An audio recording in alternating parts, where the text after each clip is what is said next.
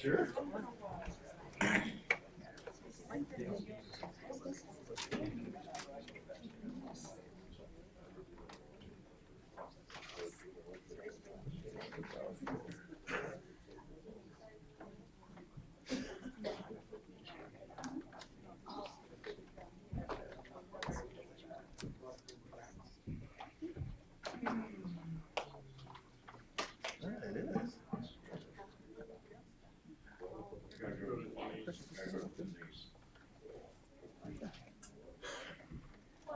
Okay, we're back in session.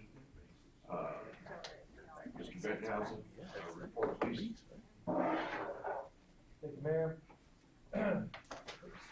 Meeting is open approximately 5:30. Council recessed into closed session.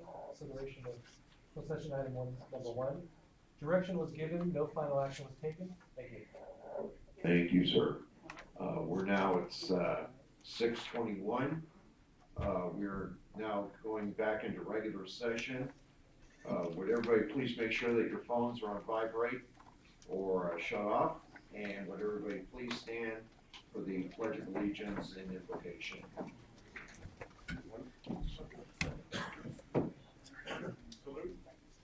pledge allegiance to the flag of the United States of America and to the republic for which it stands, one nation, under God, indivisible, with liberty and justice for all. Please bow your heads. Dear Heavenly Father, we thank you for this opportunity. We thank you for your gifts and for your grace. We ask that the Holy Spirit would just give each and every one of us the ability and the wisdom to make the decisions that are your decisions for the city, that your wisdom would prevail and that life would be just a little bit better because of it. In the name of your precious Son, Jesus Christ, amen. Amen. Thank you very much. Madam Clerk, roll call. Councilmember Lucinovich, Present. Harris, Here. Smith, Here. Mayor Pro Tem Stump, Here. Mayor McGuire. Here. Madam Clerk, any reports, late communications? Yes. Several from JM Powers. First one dated September 14th. Serious problems with the September 16th, 2019 version of the draft of the 1920 budget. Next one dated September 15th. Uncorrected errors and problems with the draft 1920 budget were carried over from the July 24th version.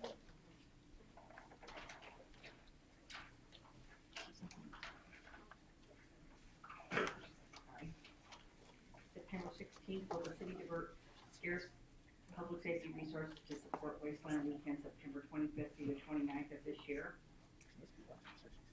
I also received one from Silver Far. This was dated Sunday, and this is in regards to new business one, proposed agreement between Arvin and the city, and the other one was also received Sunday, and it was also in regards to the agreement with the city of Arvin and Cal City. There's copies on the table.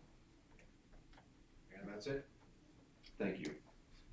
Presentations, City Treasurer Middleton. Good evening, Mayor, Council, staff, and our public.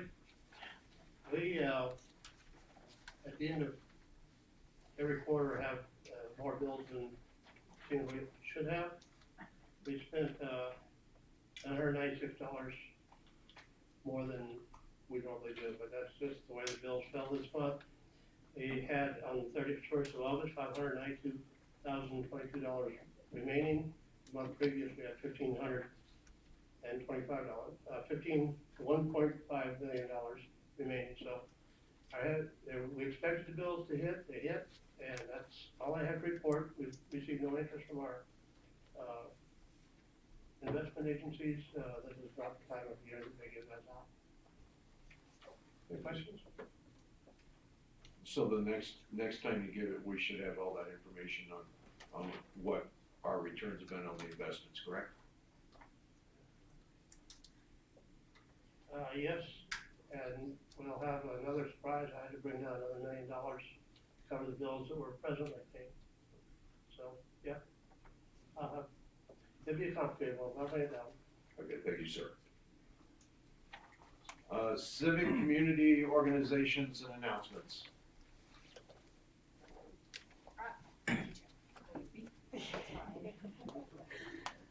Okay, Christy Munt. I'm actually here on behalf of every citizen in the United States. This is National Voter Registration Day. I carry these with me always. You see my little electric golf cart around town? Stop me if you're not registered to vote. I don't care how you register, I want everybody to vote. If we don't have everybody registered to vote, we don't get an actual vote of what the citizens want. So, National Voter Registration Day, I have them here with me now. I will have them with me always. And so everybody knows, the state of California has moved its primary up to March 3rd, not June. So the last day to register to vote for March 3rd will be the 20th of February. So get out and vote, get out and register. If anybody else wants extra copies of these to give out to somebody else, I have lots of them. So thank you. Thank you. Good evening, Mayor, City Council, and members of the public. First of all, I'd like to thank the Garden Club and volunteers for going out this last Saturday and working on Inspiration Walk. They're still building the dry stream bed. And on October 12th, they're going to be doing a community planting day in Central Park at 10 a.m. There will be food and refreshments available afterwards. They have 100 plants that need to go in, and they need your help to help beautify your park. Holiday Village, we had our first planning meeting, and we have our second one coming up on October 3rd. Everyone's invited to that. This is a community event, and we need help planning it. We asked for one member from each organization to come out and be a part of the holidays this year.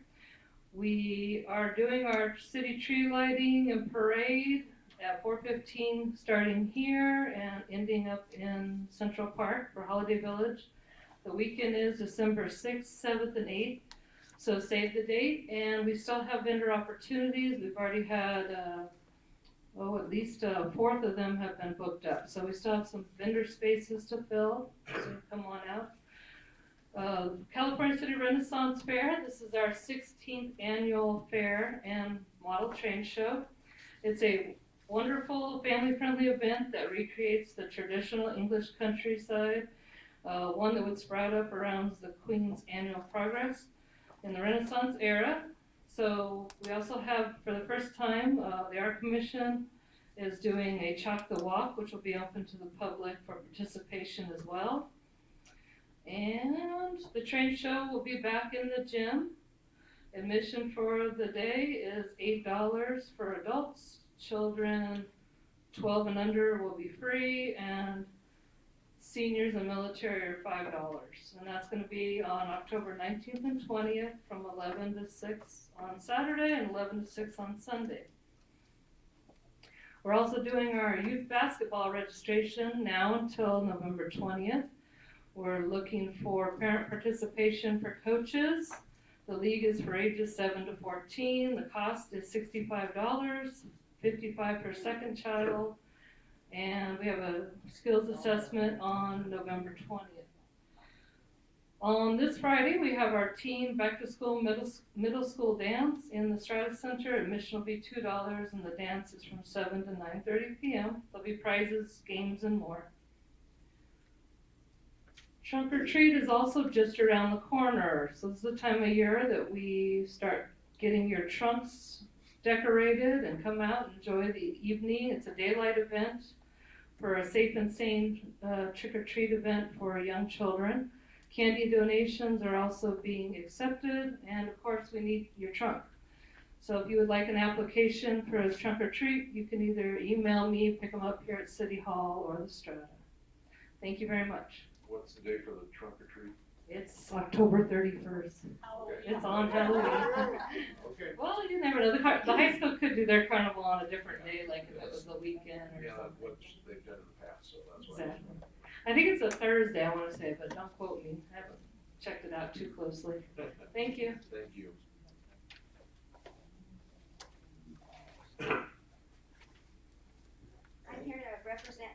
Rose Garden Club, so you'll hear some duplicates. It never hurts to repeat.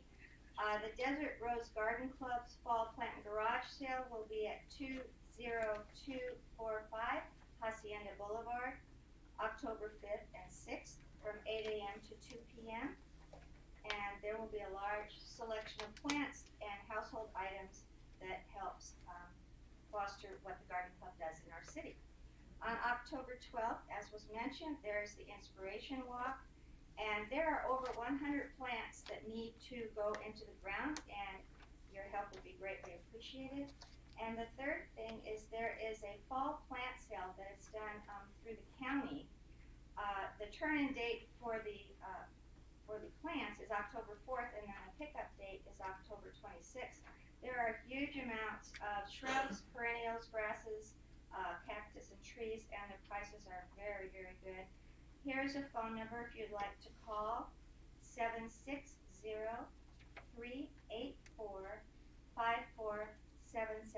Thank you. Thank you very much.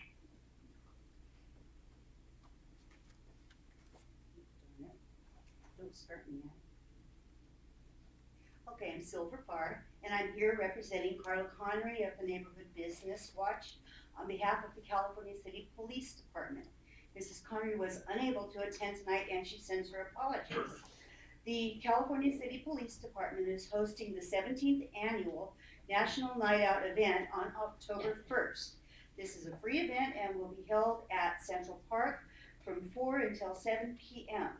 Dial-a-Ride will be free between the hours of 3:45 and 6:45 p.m. Just mention Central Park. This year's theme is the Stars of California City. Food will be served beginning at 4 p.m. and the talent show starts at 4:15. There will be first responder displays, food, games, prizes, DJs, and so much more. National Night Out is an annual community building campaign that promotes police and community partnerships, and all our community members are encouraged to attend. We hope to see you there. Thank you. Thank you. Any other civic or community organization? Not seeing none or hearing none. Going to consent calendar. All items on the consent calendar are considered routine and non-controversial and will be approved by one motion if no member of the council, staff, or public wishes to comment or ask questions. Public comments will be limited to 3 minutes, please. A roll call vote is required. CC1, approved city check registers dated through 9/19 of 19. CC2, minutes dated 7/23 of 19, 7/24 of 19, and 7/30 of 19. Waive reading of subject minutes, approved as written and ordered filed. CC3, adopt resolution number 9/19/2806 of the City Council of the City of California City amending the accounting policy and procedure manual. CC4, adopt resolution number 9/19/2807 of the City Council of the City of California City limiting the expenditures of proceeds of the public safety only parcel tax. CC5, adopt resolution number 9/1908 of the City Council of the City of California City setting the rate of the public safety only special parcel tax for fiscal year 2020 and 2021. CC6, monthly department updates and reports, receive and file. CC7, new park independent contractor, Elandra Wolford or Bluford, and CC8, appoint a new planning commissioner. CC9, approve contracts for visitor center, equipment shop, supervisor construction, and Roger Haney, project engineer. CC10, mutual aid services, renew MOU with the California Department of Corrections and Rehabilitation, CDCR. With that, is anybody asking for anything to be pulled?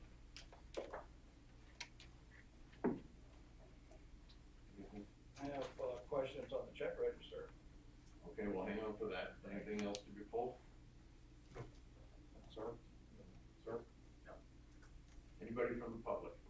Yes, good evening, Mayor McGuire, council, regarding CC2. The minutes, July 23rd needs a correction to the water standby fee, it's incorrect.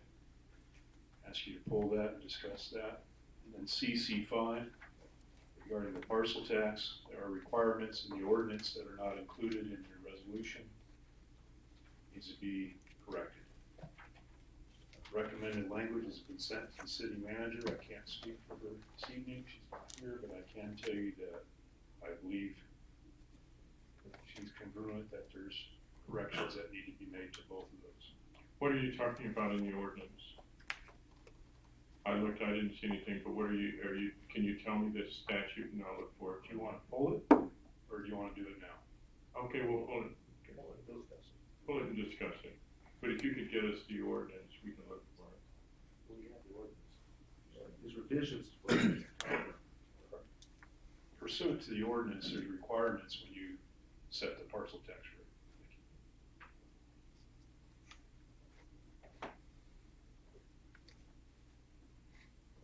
Since Al's not here, I thought I'd get up. Christy Munt, CC 5 on the tax rate. I think we're attaching our eggs too soon of lowering this. I know it's not going to go in effect until the year 2021, but I do not agree with it. Also, I wanted to bring up for CC 6, the department updates.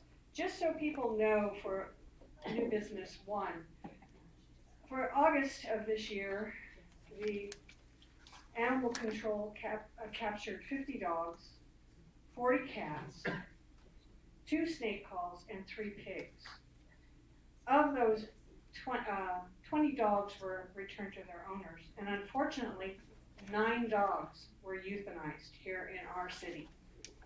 And I just want people to know that we do not need to be thinking about bringing more dogs in here. We have enough that are surrendered, and that's my feelings on that. That's gonna be on the agenda. I know, but I just wanted it to be on public record, so, because most people do not read all the department reports, so they didn't know exactly what happened just in this last month. Thank you. Thank you.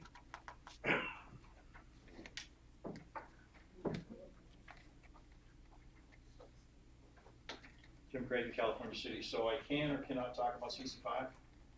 Since you pulled it for discussion? Yeah, it's been pulled for discussion. I can talk about it later. Well, Okay. whatever. Your choice, Mayor. You wanna talk about it now? Okay, well, I want to talk about 4 items. CC4, when this council voted to lower the special tax from 182 to 172.50, you took away $500,000 from public safety permanently with no additional taxes to fill the void, seemingly to look good to a handful of constituents. Now you want to withhold another 11.3%. Let's put that in dollars. That's $2 million to be put in reserve and allowed to be spent on public safety only after they come and beg you for the money. Treat your public safety departments like adults and not children. Waiting to come to council to get a few bucks here and there will take time, and if you don't have all 5 of you sitting up there, you can't get a 4/5 vote. CC5, setting a tax rate 9 months in advance of actually having to do so seems like a desperate measure, and council should reconsider enacting this resolution so prematurely. No one can predict the future of Cal City and the impact that cannabis taxes may or may not have on the special tax. Understandably, the council wants to look good before the city and all its constituents, but all circumstances need to be considered before making a decision of this magnitude. I would urge council to postpone this resolution until such time as it actually needs to be done. CC6, there's no public works update. CC9, I'm going to speak fast on this one. Under the agreement section of the contract 2.1, scope of services, it's stated that scope of services is attached hereto as Exhibit A. Guess what? There's nothing for the public to view. So exactly what does the contractor provide under the contract? A 6,000 square foot stucco clad facility, period. That's the only thing you've got in there. You don't have them doing anything. Question, who is the contract officer and the project manager for this project? Under section 2.9 of the same agreement titled Additional Services, the contract officer is given significant latitude to make what could be potentially be considered substantial changes to the contract without requiring approval from anyone. Changes up to 25% of the contract sum. On a $1.2 million project, that's $300,000 that you don't get to vote on. Under professional services agreement with Mr. Haney, item 1.1, scope of services proposed as Exhibit A. Again, this exhibit is blank. Also, have the plans been approved and stamped by our city engineer? Will Mr. Haney put his stamp on them? I see that the engineers who designed the building have their stamp on them, but it is my understanding that our city engineer must also stamp and sign. Thank you for your time. Thank you, sir.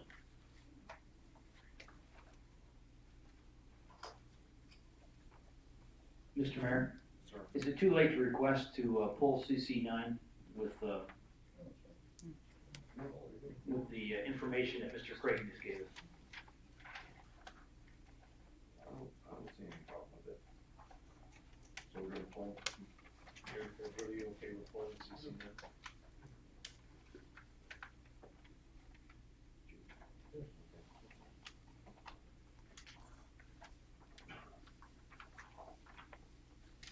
Okay.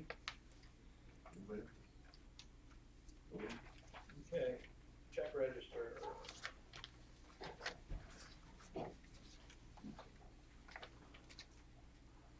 Page 2. Flying Food Inc., 50th dinner final payment.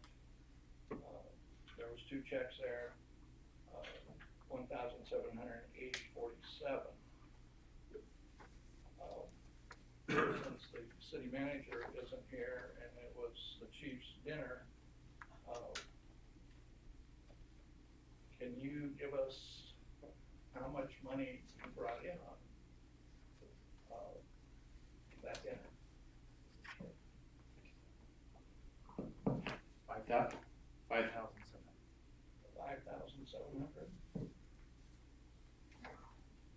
So is the city gonna be reimbursed out of the $5,700, the $1,780.47? It's already been deposited with finance. Okay. Was the entire $5,700 given to finance, or where did that money go? Yes, sir. It's with finance. Okay. That's one.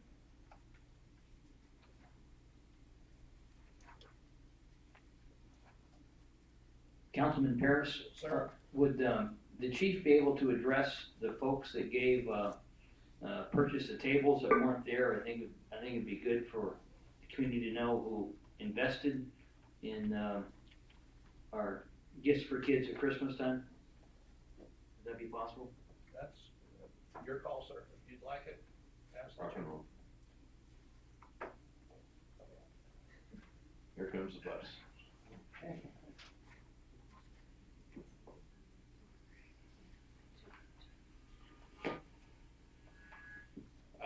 Donna Craig.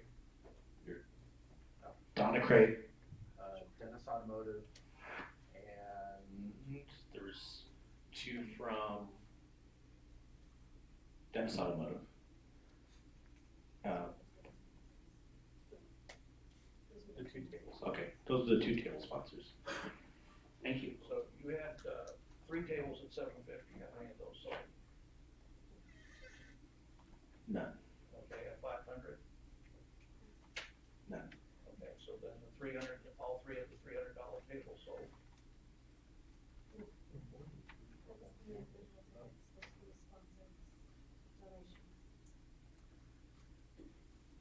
Only 2 of the $300 tables were purchased, and we received donations from other people, not for tables, just donations. From Mr. Ellison, he had 2 businesses and $1,000 from each business. There was a list of people that donated items for the evening. Councilman Smith, any other questions for me? No, that was a wonderful dinner. I just, thought it'd be that'd be good for those that, went above and beyond to be recognized for the community that weren't there. Absolutely, thank you. Thank you, Chief. AVAC Water, it would be page 7, invoice number 26690. Again, there's Check number. check number, 106268. yes, 106268.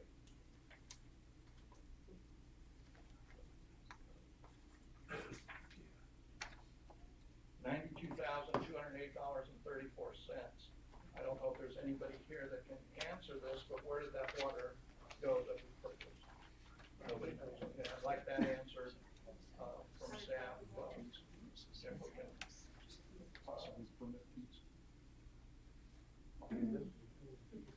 This is actual purchased water from AVAC, so I'm just questioning, where the water went.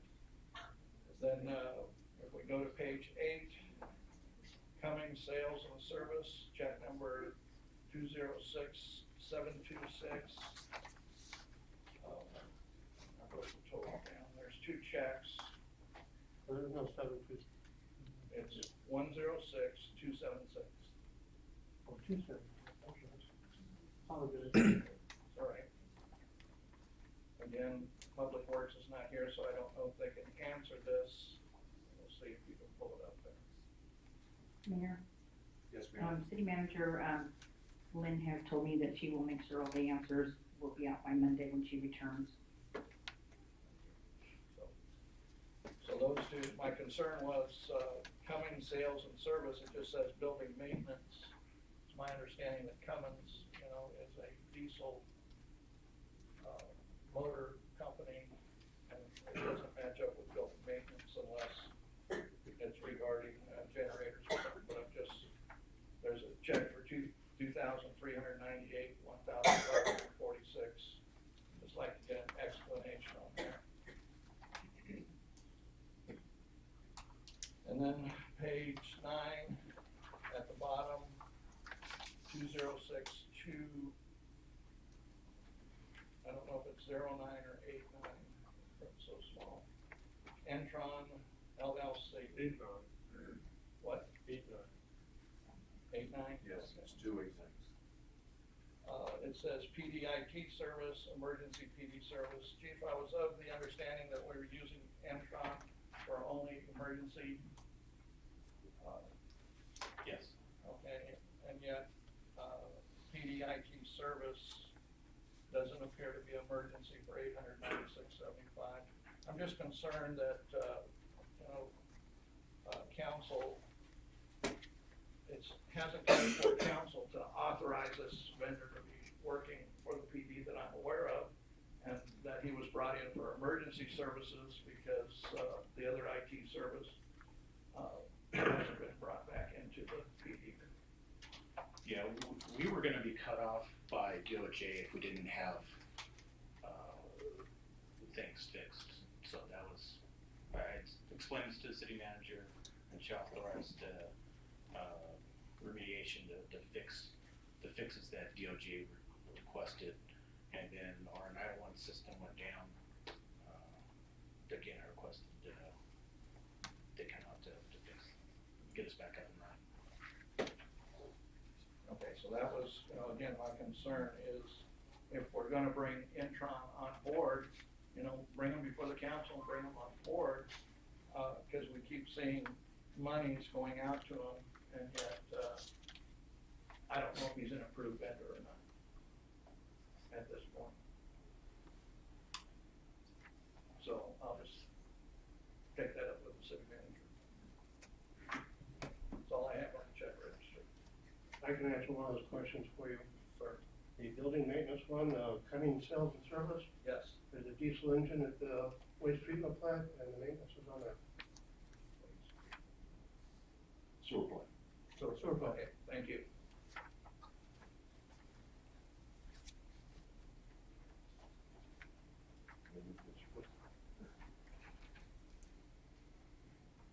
Okay, so what we're looking at right now is, on CC2, 72319 is pulled, just that one.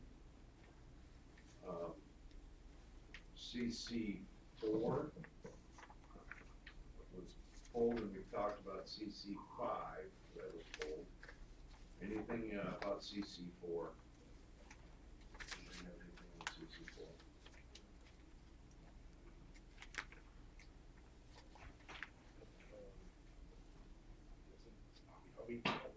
We're gonna have this discussion now? Well, we can go ahead and vote for all the other ones, and then do, you want to just do that? Okay, so we're looking for a motion, this is gonna be fun. CC one, CC two minus the, date of 7/23/19, CC three, CC six, CC seven,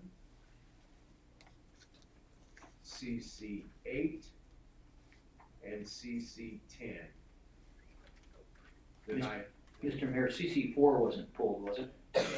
Was it? Okay. I thought it was five. I was under the extension 5 and 9, sir. Okay, because I Yeah. wanted to, okay, so it's 5 and 9, okay. So then it'll be CC one, CC two minus 7/23/19, CC three, CC four, CC six, CC seven, CC eight, and CC 10. That sound about right? Motion to approve as stated by the mayor. Oh, yeah, throw me in. I'll second. that one. Roll call vote, please. Councilmember Lucinovich? Just as a comment, we have in our monthly department updates, we have water bills for the city, and the total for the month of July, mid-July to mid-August, was a total of $146,000 in 1 month, of which Tierra del Sol represents approximately half.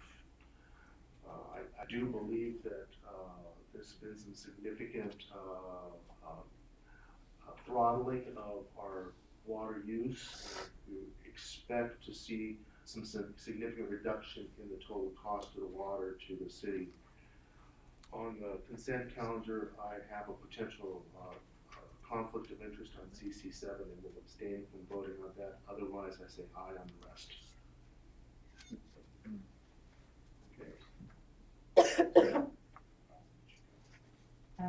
Paris? Yes. Smith? Yes. Mayor Pro Tem Smith? Yes. Mayor McGuire? Yes. Motion carried. Okay, now we're going to CC2, for the minutes, 7/23. What's missing off of that one? Mr. Mayor, Council, on July 23rd, your council brought discussion on the subject of the water standby fee. On the subject of the water standby fee, as you recall, there are tens of thousands of properties do not have transmission. Some of the public comment was the current water law trends to be considered. There's a grandfathered in clause that you can stick it to these folks that don't have water. After discussion, your council agreed that properties that do not have water line transmission could file an appeal, and that appeal would eliminate the water standby fee. The only water standby fee would ultimately be applied to those folks that actually have water line transmission within 300 feet. All the other folks may get the levy, that's true, but they can appeal and get a waiver of that levy. That was brought here, it was voted on, I believe it was a 5-0 vote, and the minutes do not reflect that. The minutes do not reflect anything about the water line transmission. In fact, the minutes reflect, if you believe your assessment is in error, then you can file this form, but error is not defined. And so if you don't define error, the minutes would be inaccurate. And so I encourage you to correct the minutes, that there'll be a form that distinguishes if your property is more than 300 feet. The form will include the reference to the transmission line more than 300 feet removed from your subject property. That's my recommendation on CC2. Thank you, sir. So looking, No, I've not that. I have discussion on that. Okay. That's not a clear recollection in my mind, so, what I would like is the city clerk, if you could give me a copy, I'll get you a jump drive, but if I could get because we have audio for all of that, and I'd like to listen to the audio before doing anything on that. My recollection was direction to the city manager and myself to make sure the appeal form was posted. There was no specification of what error meant. And my understanding was that the form was so that the claimant could put on there why they believed it was an error, and then the appropriate staff could make that determination. So that's my recollection, but yeah. That's too big. So I think a prudent thing to do would be for us to listen to the audio, because my recollection is not as, it's more in the tune of what the city attorney said. so what you're asking for is that, from the minutes from CC2, 7/23/19, dealing with the water standby fee, that one be pulled and reviewed. That is correct. For clarification, is that a request for staff to review the record or to send the copies to all the council members? Both, if we can. And it's an MP3 file, so I think it's big enough to go through the mail.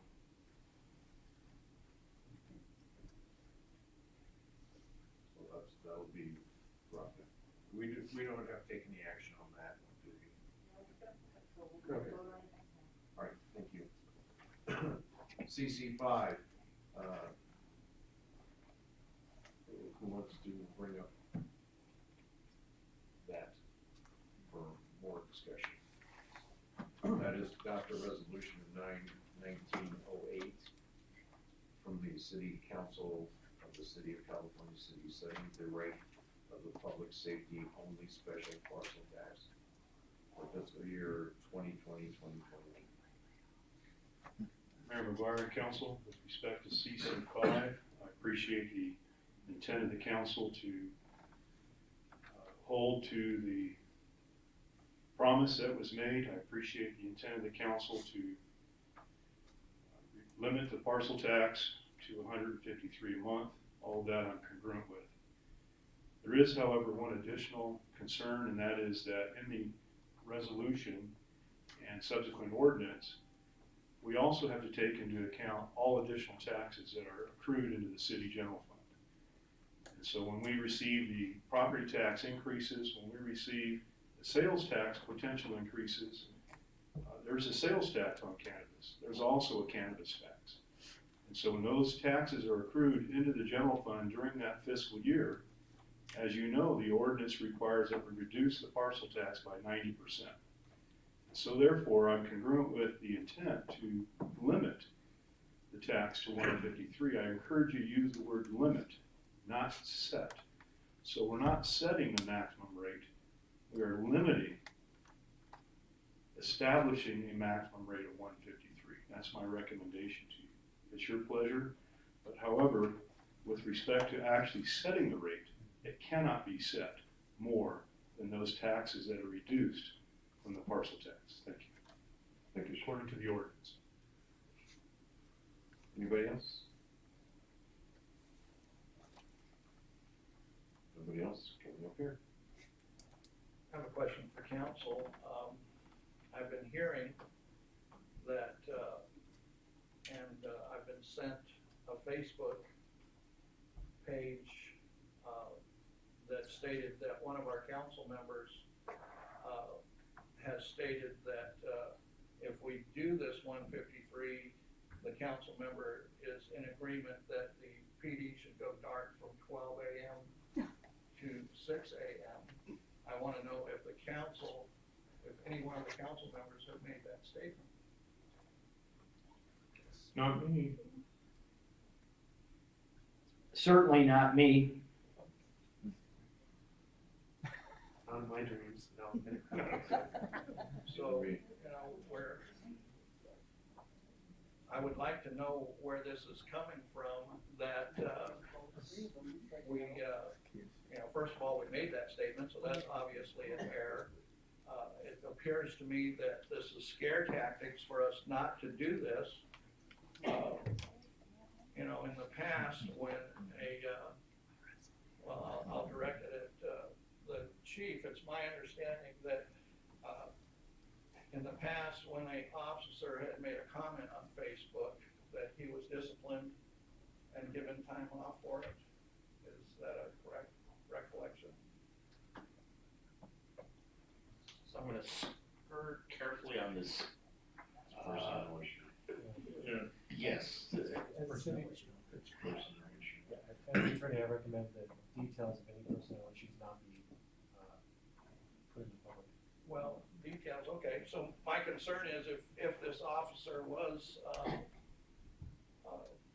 admonished or given time off, it should be quid pro quo for all the,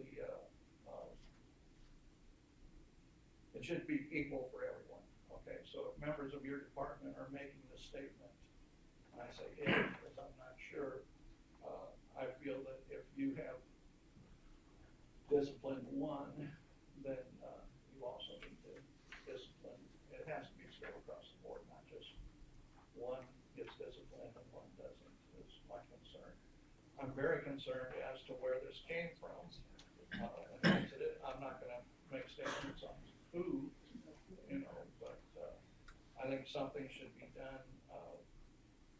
Basically, you heard from the council, none of us have made that statement to go dark. And I believe it's just a scare tactic for us to stop what we're doing at this point. Do you have anything else on dealing with CC?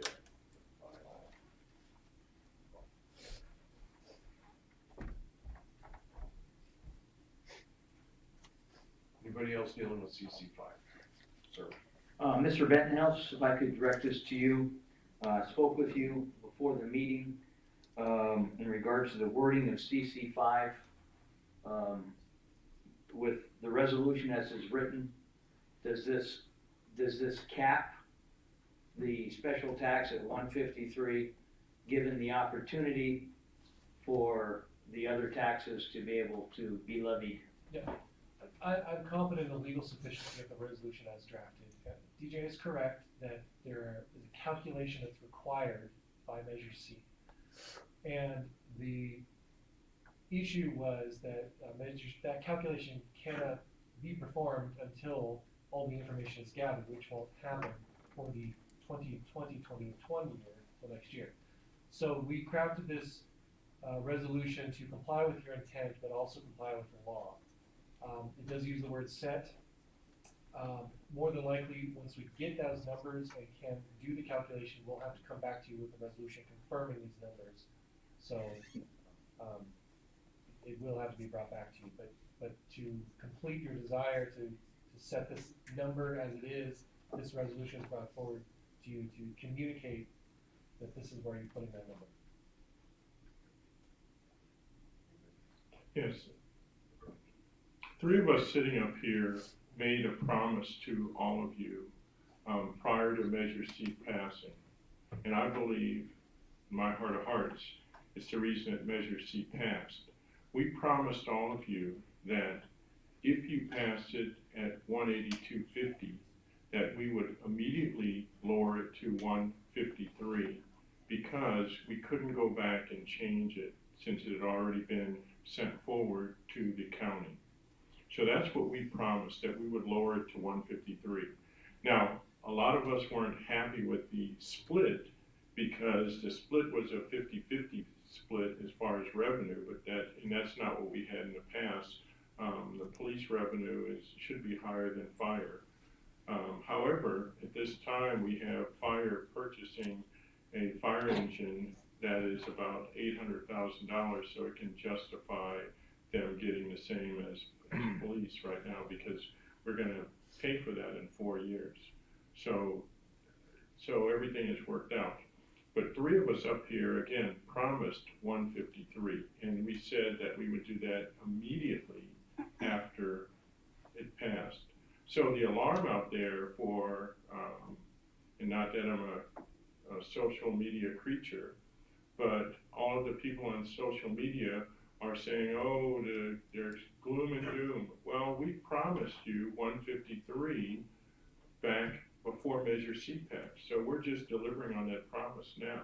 That promise was So- made by a prior council, and this council is under no obligation to repair the broken promise from last. Understand that, but what we need to do is, we are going through the budget, and there's a lot of things in the budget that are not good, and we are trying to prepare the city for, if you have a Measure D come forward and it doesn't pass, we want the city to be viable and to continue as a city. So what we need to do is, we are trying to collect on the cannabis, and we have not been doing our due diligence on that. But once we start collecting that revenue, and any revenues over to the city, we need to make budgets that are based on actually what we need and not for things that we would like to have. So, again, that's the reason for us going at 153. That's what we said we would do, and that's what we're trying to do. Anybody else? Mr. Mayor? Sir. May I? It seems like we're like going over and over and over this for about 3 meetings. Bottom line, this is to restore the public trust in the council. There was a promise that was made. For anyone that thinks there's not going to be another special tax in 5 years, we've heard wild projections on the cannabis tax. We hear the word anticipation used on a host of things, projections. If we were to hire a compliance officer today to collect the cannabis tax, we would be more in the hole as a city because there's not enough cannabis taxes to come in to hire someone with the full wrap rate on it. We would be losing more money if they're not going to collect more than what we're gonna be spending more money if they're not gonna collect more than $53,000 a year. There's gonna be another special tax that's gonna be brought forward in 5 years, whether you wanna hear it or not. I'm not a special tax guy, and I'm gonna say it again because this comes up again. It is absolutely immoral and unethical to hold public safety as a hammer over the citizens of this community and to threaten a lack of public services. General taxes pay for general services. We need to go back to a supplemental tax that goes back when Dr. Nick was a very, very young man before he started shaving, when or thereabouts, when the parcel tax was brought forward to save the parks. It was never how it became that all of a sudden our public safety is based on a tax. And to say, if you don't want police, vote no, you don't want fire, vote no, that's just flat wrong. We pay taxes to get public safety. Our general fund, and people want to say every once in a while their general fund is paying for our public safety. Then in the same breath they'll say, well, it's really not in the general fund. The general fund is not paying for our public safety. It needs to. We're living high in the hog, and our general fund needs to go in and to take care of the funds that are being lost, that are needed for our public safety. It's the only way we'll ever get back on a supplemental tax. And in 5 years, I hope the tax will be much less than it is now. But it probably, in all reality, it probably won't, unless something happens in 5 years in our community. So if you want our city to continue, then we better regain the public trust and never have a campaign again that threatens and scares our citizens. This needs to be something to regain the public trust. As we said as I said last meeting, you may have won a battle by threatening folks, but you lost the war in the long run, because how many people have said, I won't vote for another special tax? My goal, along with others that are up here, I believe, is to regain the trust of our community. And this has to be done to regain the trust, because a promise was made. And in 5 years, this doesn't happen. If you're still here, you're gonna hear, you lied to us last time, where are we gonna believe you again? So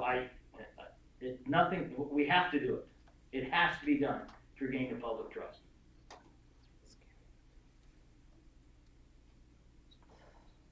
As far as CC5 goes, I think you're looking too far, or we'll be looking too far into the future. We don't even have a budget set for 19 or 20. And we're having issues with that. The voters voted for this to occur, not the council. The voters said make it 182.50, but we said, tell you what, out of good faith, we're gonna bring it down. That was still a major hit for public safety, both of them.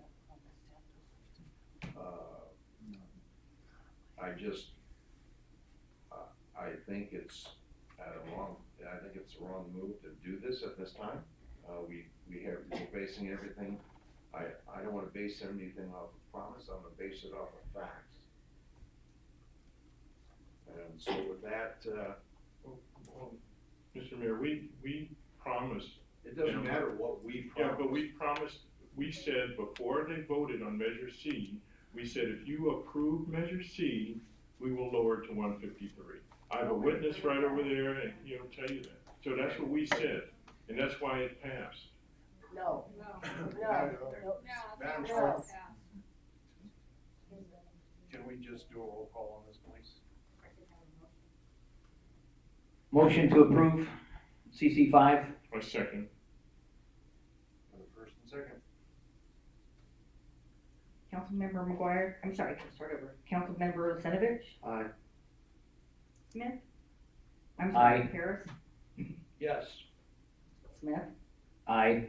Mayor Pro Tem Stump, Yes. Mayor McGuire. No, Motion carried. CC9. Approved contracts for visitor center, equipment shop, Superior Construction, and Roger Haney, project engineer.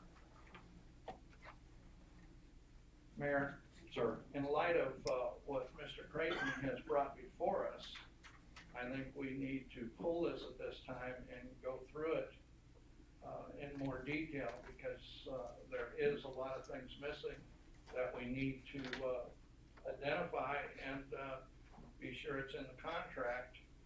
The fact that additional services 2.9, I'm not in agreement with that at all, for them to be able to increase in compensation 25% or less of the contract sum. It's just, we need to really look at this closer. So at this time, I recommend we pull this. Okay.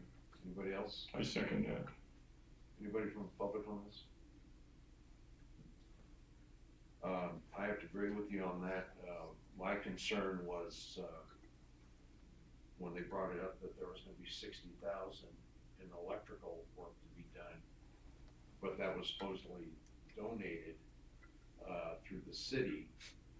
The problem is, Joe Berrigan, who is the Captain Whizbang putting things together, he's a very talented individual. He can't do it because he's the building inspector. You can't inspect your own work, that would be a conflict of interest. So, yeah, I definitely think this should be pulled and brought back. Do we need just a consensus on this, Madam Clerk? Okay, we've got a motion, I second it. and that was by Paris and Stump. And so consensus, all in favor of pulling this? Aye. Aye. 5-0, it's pulled. Okay.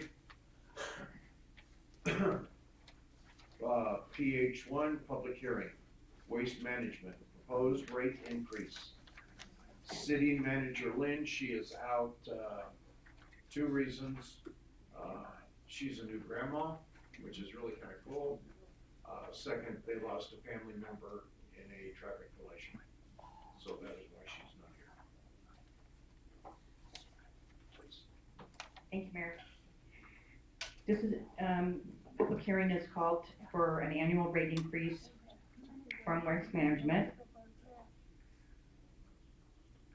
Staff has reviewed the the rate increase proposal and find it to be in compliance with the franchise agreement, which allows increases using a formula based upon changes to fuel costs and labor costs. The required notice has been mailed to all current customers and a required public hearing has been noticed. So at this time is Josh Mann here. He's our representative from Waste Management. So if you'd be so kind to open up the public hearing, and I'm sure Mr. Mann can answer questions. Okay, this public hearing is now open. We've heard the staff report. Does anybody up here at the council at this time have any questions? Sir? Mayor McGuire, Mayor Pro Tem Stump, members of the City Council. As noted by our wonderful city clerk, what you have before you tonight is the annual adjustment of rates per the terms of the franchise agreement between the city and Waste Management for residential, commercial, and industrial waste and recycling services. To provide some background, this is the 5th adjustment that's been brought to the council since being awarded the contract in 2012 in a competitive bid process. The formula for the annual adjustment, as well as the other contract terms, were developed and written by the city's consultant at that time and utilize indexes published by the U.S. Department of Labor's Bureau of Labor Statistics to account for the changes in the cost of doing business over the previous year. Historically, the formula in the agreement has been very conservative considering California's challenging business climate and regulations, with an annual average change to date of just over 1% per year. This means really the rates have not even kept up with inflation. The request before you tonight represents the relative increases in the past year in the cost of fuel, labor, and equipment, as well as the continued pain felt in the recycling industry.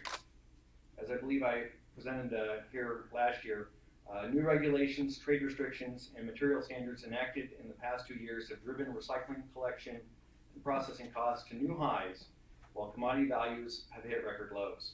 In short, California cities' recycling programs cost significantly more to operate, and frequently we are having to give the recyclables away or pay mills to take the material we collect from your residents and businesses. While no business likes to raise prices on its customers, as the city's chosen service provider, we must be able to cover our costs and invest in our people, facilities, and equipment, those things that we need to fulfill our contract terms and keep the city compliant with state law. With your approval tonight, you give us a path forward to be able to do that. And with that, I'll be glad to take any questions. Madam Clerk, were there any other communications on this? Just the one that was submitted with the agenda from Christy Munt. I had a good conversation with Christy this morning and later this afternoon, and while we are in agreement about many things about recycling in the environment, we're going to agree to disagree on the value of this rate adjustment. Thank you, sir. Okay, calling for public testimony. Does anybody wish to come up and address this? Tim Creighton, California City. I'm not opposed to a rate increase resulting from inflation, Denise. Fuel costs, labor increases, et cetera. That's just the cost of doing business. What bothers me the most about Waste Management is there is 2 examples of poor customer service. In my case, I called to report that my recycling had not been picked up on the scheduled date when all the other recycling bins on my street had been. I don't know why mine wasn't, maybe because I had your sign out in front for mayor-elect, I don't know. But I called 5 times or more over 7 days requesting the recycling to be picked up and to speak to a supervisor. I got no callbacks, I got no service. It took until the next cycle to resolve this issue when they picked up on their normal route. In another case, my neighbor called for a propane fill. and it took them over a month to service his tank. At the time they serviced his tank, he was well below 10%. He's an elderly gentleman, and that should not have happened. Should have been called out within the 5 to 8 business days that they normally hit most people. So that's the only thing I have a problem with, is their seemingly poor customer service. Thank you. Thank you, sir. Here comes the shot over the bow. Christy Munn. Yes, I did write a letter in dissent of this rate increase, but after speaking with Josh today, I understand the reasoning why. And part of the reasoning why is our citizens of this town are not doing their recycling correctly. There are many incidents I see driving around town where people are putting garbage in the recycle bin and vice versa. So if the recycling is contaminated, Waste Management cannot recycle it. So I believe businesses get fined if items are not recycled or taken care of properly. Residents should be fined so that all of us as residents do not have to pay this rate increase for them not doing it properly. We are coming up next April on the 50th anniversary of Earth Day. I was there at the first Earth Day here in Southern California, and I have been an environmentalist since before then. I have 2 recycle bins. I have the smallest garbage can I can get. All that goes in my garbage can is dog doo and cat doo, okay? Everything else gets recycled. We need, right now, the sad thing to say is Waste Management has gotten so big, there is no competition for them.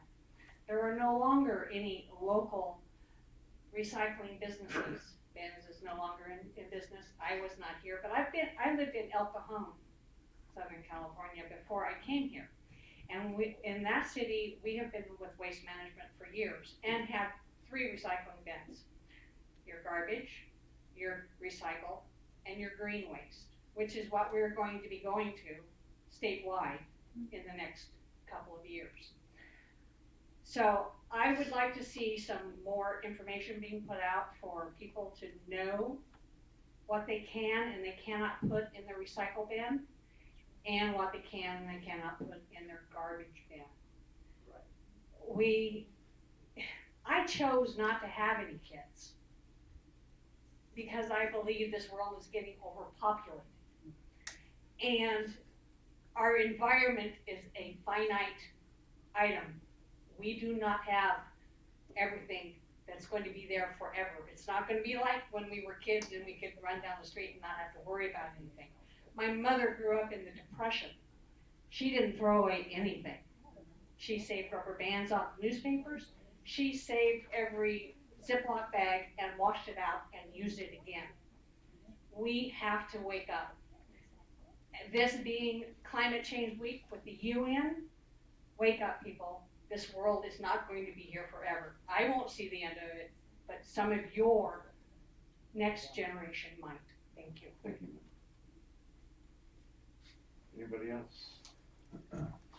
Member McGuire, council, I'll be very brief. I sat down a couple of times with Josh with respect to the customer services that are provided here in California City. There is some concern that there's been some disconnect with certain customers who could not get propane, particularly in the wintertime. We've got many residents that didn't get propane for a very long time, and it really was a health hazard. I've received some assurances from Josh and Waste Management that they're going to do a much better job trying to step up in a way that they can provide certainly communications and improve customer services. I am very congruent with the idea of educating with respect to recycling, and I'm very congruent with the fact that residents who do not recycle properly, they're costing us, and they should be fined. I just want to point out that if this contract is approved, we're going to hold Waste Management accountable to provide a higher level of customer service in this community. Appreciate your time. Thank you, sir. Anybody else? Seeing none, looking for, oh, Catherine Akron, not really a complaint, I guess it is really though. Waste Management has said to not put your recycles recyclables in plastic bags. I have a green can and a blue can. My blue can said trash, and my green can says green waste. My husband will not put the trash in the green can. He puts it in the blue can because it says trash on it. I've called Waste Management many times and asked them to please get me real cans so that my husband can read what they're supposed to be in there, to no avail. But aside from that, to require our recycle, and I understand why, to be without, to be outside of plastic bags, they don't send anybody to pick up the recycles after the dogs or the coyotes knock them down. And at least if they're in plastic bags, the homeowner can, like me, can go around and grab the bags and put what's loose in the blue bin if it's not full of trash. So I would ask Josh to kind of rethink that requirement, because the coyotes knock it over, the ravens get in there, and everybody says, well, the recycle bin should be closed tight enough that the dogs can't get at it. Now, I have a Rottweiler, and I guarantee you, if he wants in the recycle bin, he'll knock it over, and it'll be all over the yard. So I think they need to rethink that recycle should not be in plastic bags. That's my only comment. In Canada, you don't put the recycles in plastic bags, but they are small bins, and you can have 10 bins, but they're probably the size of a 22-gallon tote. And they get fined up there if they don't recycle properly, like washing out the cans before you put them in the recycle bin. So that's all I have to say. Thank you. Anybody else? I just have one quick comment for the propane. You have a choice. You don't have to go to Waste Management. I'm with Suburban.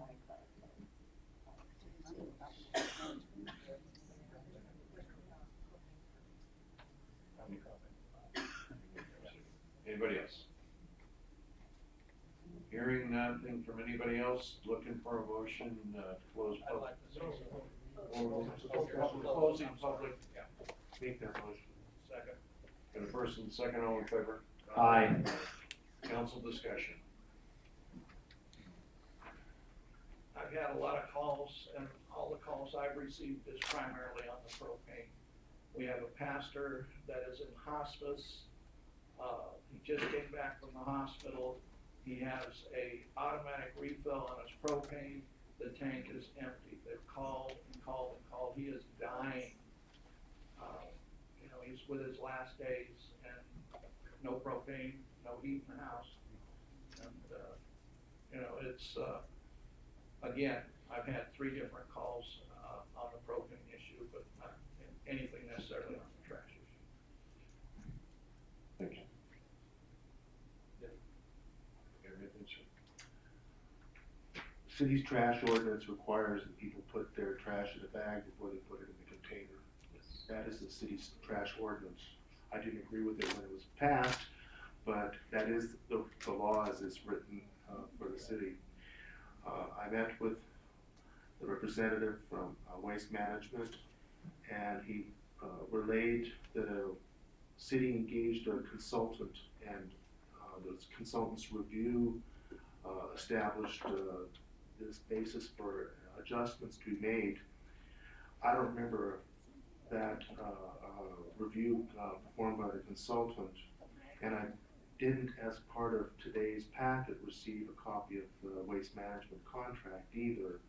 And I think that I'd like to have both before I actually approve or don't approve of the request for a rate adjustment.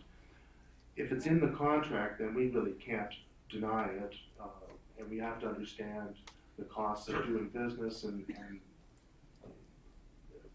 for all intents and purposes, it will pass.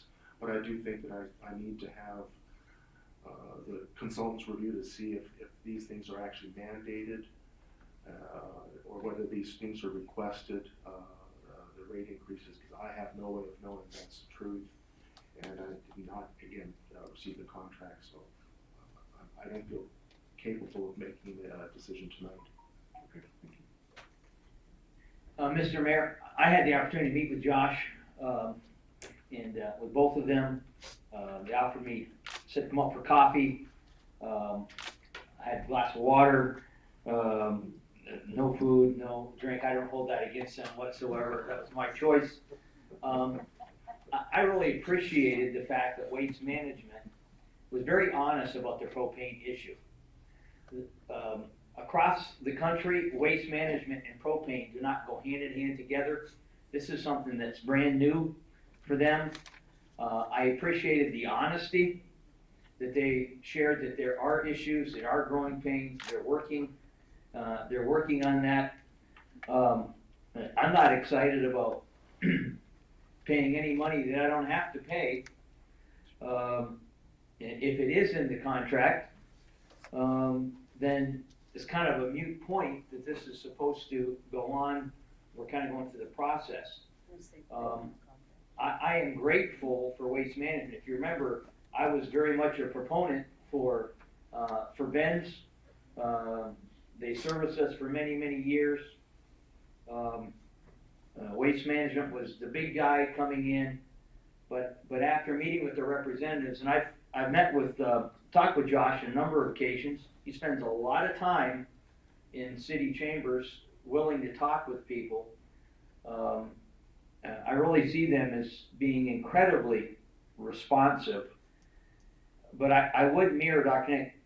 I haven't received any calls from anyone that says, please increase our trash fees. I've gotten a whole lot of please don't. But if the contract calls for this, then they should. And I think to pile on Waste Management, I seem to be very responsive. They understand there's an issue with the propane specifically, and they want an opportunity to be able to show that as things get cold, that they are listening to the citizens. So I think it would be appropriate for us to be able to see the contract without keep kicking this can down the road. I think it would settle things very simply for us. Thank you, Mr. Mayor. Thank you, sir. Sir? Where do I begin? I'll tell you, I have propane. You've got 3 minutes. And like the guy said, you sir are not Jack Kennedy. Well, you guys are not Benz. And I know you're trying to become Benz, but Benz had great service. We've had problems getting propane from you guys as well. We make sure that we schedule it when we're like at 30% or so on, so that we can get it before it runs out. But you really need to work on that. We've lived in places where you have to recycle more than this, so I'm used to having 3 different bags of recycling and you only have 2. That's not an issue. But the issue is your drivers and them showing up if you live at the end of a street like I do, and sometimes like on holidays, they're supposed to be there the next day. If I live by that, that's not a true story in my case. So you guys don't show up a lot. The drivers just drive through real quick, and I mean, you really need to work on your reliability, because all of us who had bins before, at least one thing, they were reliable. And you guys have not been that case. So again, my 3 things to you would be, 1, live by your own schedule. And so if it's a holiday schedule and you know, you're gonna pick up the next day that the holiday was on, do that. And as far as propane, be honest, if somebody is, if you want them to order when they're at 30%, then say that, because like Ben's, you could wait till you were 10%, they would deliver and you'd still be at like 8. But as people have said, you guys take forever to deliver, forever. And then the 3rd thing, try and work on something with this is just a suggestion, do some type of event, show up at national night out or something, whenever we have something in the park, and try and meet with the people, make sure you wear your waste management stuff and answer their questions so they can understand you better.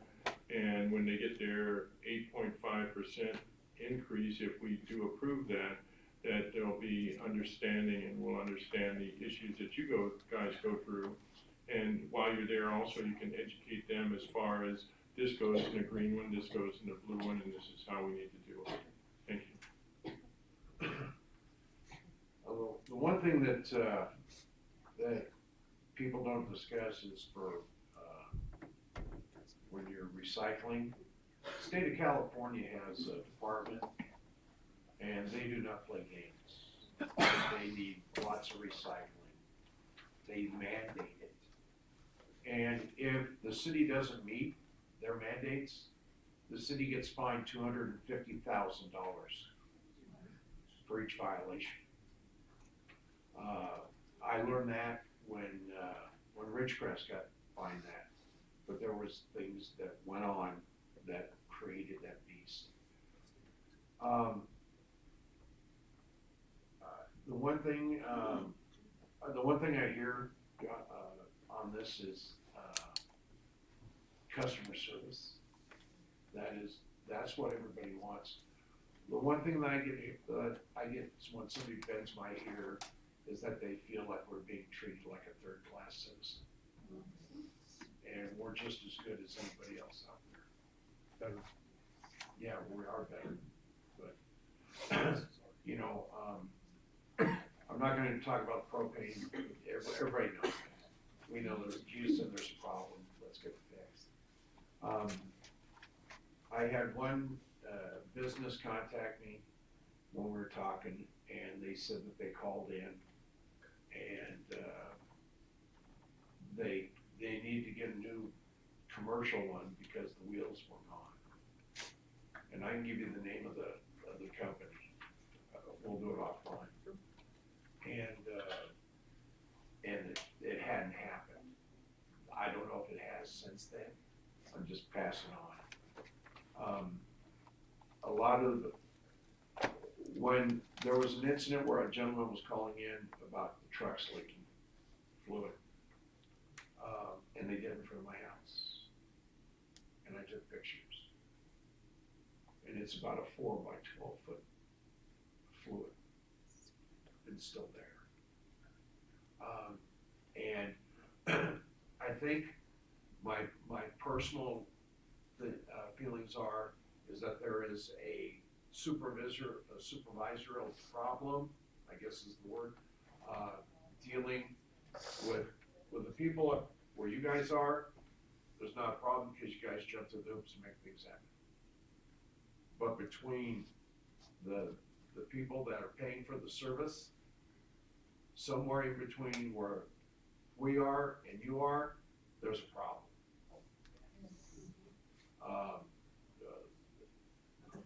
So I don't know if we can sit down and talk. You know, my biggest thing is that we get treated like everybody else. And if you're treating everybody else like this, then you shouldn't be getting a raise. Right. You know, all we're asking is that we are treated just as good. We want to be better. You know, we got a lot of people out here that are recycling. And the other thing is, and we'll bring this up, people that are dumpster diving. There's gonna be some ugly things coming down the road on that for them who can get caught. But that's another story. But the big thing is, I've had people come up and said, my trash cans get destroyed. I watched one of your drivers run over my trash can. It contorted that thing in about 12 different directions. It was strong because it didn't break it. Yeah, but I've watched them, if they knock it over, they don't stop and say, pick it up, I'm going down the road, I got other things to be picking up. Just treat people with a little bit of respect. That's all. That's my concern, is how our community is treated. That's my concern. I think we're recycling right. I think we're doing it right. Are we perfect? No, we're not, but at least let's, my 3 minutes are up, okay. Yeah, let's just treat you with a little bit of respect and let's work together.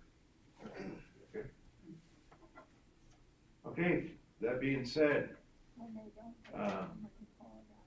we're looking for a motion.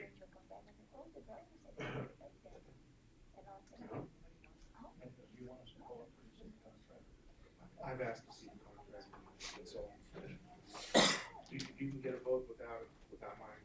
Go for it. Pardon? I have a question, Mr. Mayor. I can send it to you. It was sent to Scott Porter, who was the one who, the attorney who did this whole thing for us for on the waste management. So I know that he would vote compared to that, but I can send it to you. Okay, I'd be happy, I'm just asking that I'd be able to see it before I make the vote. And I'd be happy, like I said, if it's in the contract, then we will approve. I have a question for Josh. What is the urgency of you getting this passed? Can you wait for 2 more weeks for us to look at the contract? Yeah, just to indulge the council a little bit. So this rate adjustment was actually supposed to be effective July 1st. And so it's been it was on the previous city manager's desk starting in March. So it's quite a task. The unfortunate part is that it does end up being a detriment to your business and residents in the fact that it is in fact in the contract, and so it would be retroactive due to a delay on behalf of the city. So while I'm more than willing to work with you, we'll go 2 weeks, we'll come back. I just want to let you know that delay does have It adds up. So and if I could, Retro means, folks, you're gonna get a big shock for one time. I do really want to address the propane issues. Well, propane is not my jam, as they say these days. It is very much a part of our business, and for those folks that like their propane business or the propane they receive under Ben's, I do have Larry Christie in the room. So Larry Christie worked for Paul and Joan for 30 years. So he knows all there is to know about the propane business. That being said, this past winter really ended up being a perfect storm for us. We were certainly not prepared for the level of continuous winter cold weather that we received, and we were just frankly outgunned. Since that time, we have purchased several new vehicles.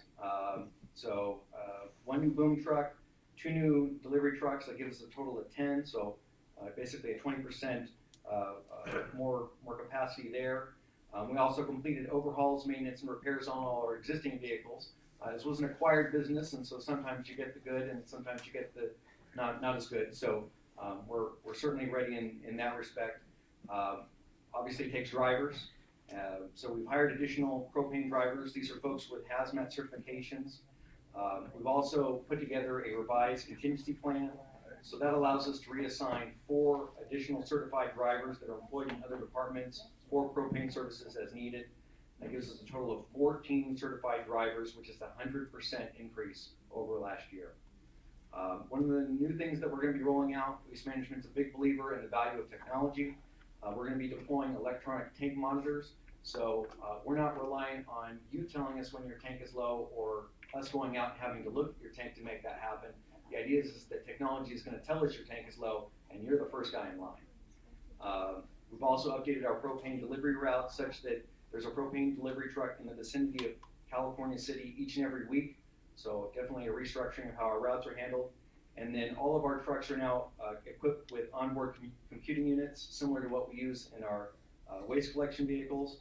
And that allows the driver to have access to electronic routing, customer information, stuff he would not have had previously up until recent. So we are seriously interested in making this right.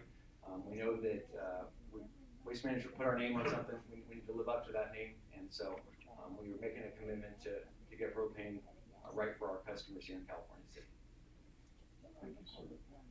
Just one other thing, I have witnessed this along with, and other people have, when trucks are picking up both cans, trash and, recycle. I've seen them picked up by the same truck at the same time. So there's a couple of concerns with it. One is that, there's really a zero tolerance for that at Waste Management, so if the driver is taking that, unneeded initiative on his own, that's actually a immediate termination, and that's company-wide. So, if that's going on, I would love to be notified of that, such that we can take care of it as soon as possible, because that's not allowed. If it happens again, I'll just download it off my cameras at my house and I'll give you a call. And I do want to let you know that to that extent, that all of our collection vehicles are equipped with GPS trackers. So if a truck has collected your trash in your recycle can, one right after another, the timestamps of those services will show one right after another, and we'll be able to go and pull the GPS data to see what was going on with that situation.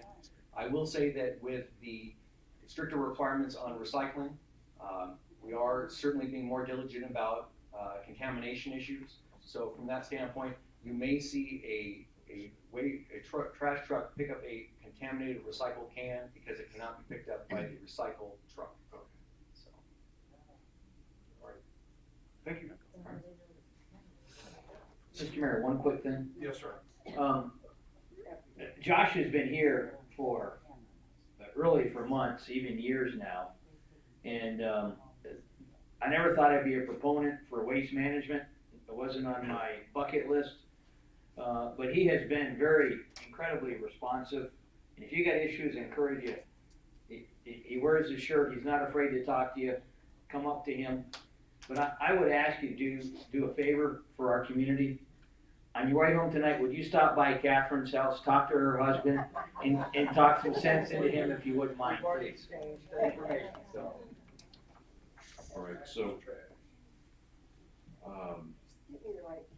looking for a motion to approve this. We gotta move forward, and even though we don't have the contract, Josh has stated that this is in the contract. Just to address, I spoke with the attorney who reviewed it, and he has confirmed that it does require CPI increases. It is in the contract. Thank you. I made that motion and we approved the contract. Got a first, looking for a second. I'll second it. Let's get a roll call vote. Councilmember Lucinovich, No. Harris, Yes. Smith, I would like to be able to see the contract. I think Councilman Lucinovich requested that. Does anyone have a copy of it here? Could you list? I brought mine. Could I do that, Mayor? Could he share that? Mr. Mayor, since I made the motion, I would like to pull my motion at this time and, okay, we'll complete it then. So that's, Speed reading. Once upon a time. what I've opened to you is section 11, but the rate adjustment formula, if you want to read it in detail, I believe is exhibit B.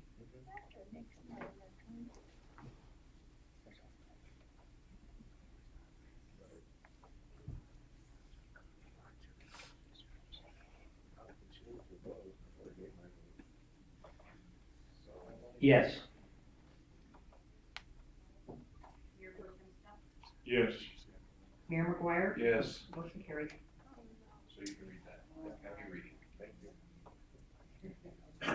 Okay, new business 1. Proposed agreement with the city of Marvin, Chief Hurtado.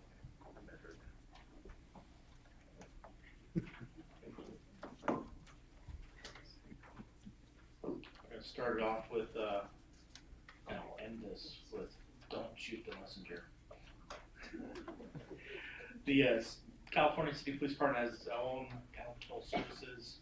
The animal control unit is comprised of one full-time animal control supervisor, one part-time animal control officer, and shelter workers, and several volunteers. Animal control regularly takes in approximately 300 animals a year, including dogs, cats, birds, and other wildlife. They have adoption programs in place with 19 different rescues that take dogs and cats from the shelter and finds suitable homes. The city of Marvin has one full-time animal control officer that locates around 4 to 8 animals per week. The ones that are not returned to the owners are currently taken to the Kern County Animal Shelter. Their cost for drop-off is $250 per live animal. The city of Marvin is out seeking alternatives to use from the Kern County Shelter. In my meeting with our animal control officer, shelter may be able to accommodate a few more rescue-capable animals per week. There are several breeds of animals that are not favored by rescues and are difficult to find homes for. The city may be in a position to offset costs of running the shelter that there's a selective intake of animals are carefully managed and are a profit to the city. In order to not interfere with efforts of our shelter accomplishments, staff suggests the following. During a test time period, limit the intake from the city of Marvin's dogs to 5 a week or 20 a month. Intake and carefully track the receipt of each animal. Invoice the city of Marvin at a suggested rate of $150 per live animal. At the end of the city attorney's draft an agreement for this trial period, if that's the direction of the council. Agreement for the trial period for evaluation report back to council for direction after 90-day trial. Animal control staff perform evaluation of a cost-benefit analysis the dogs brought in during the trial period. And during this time, the animal control supervisor determined if additional staff is needed to be included in the analysis. This is just for discussion, nothing to be agreed on tonight. Our recommendation is to discuss what Arvin is asking, and if so desired, draft the agreement with the city of Arvin for the trial period. And again, don't shoot the messenger.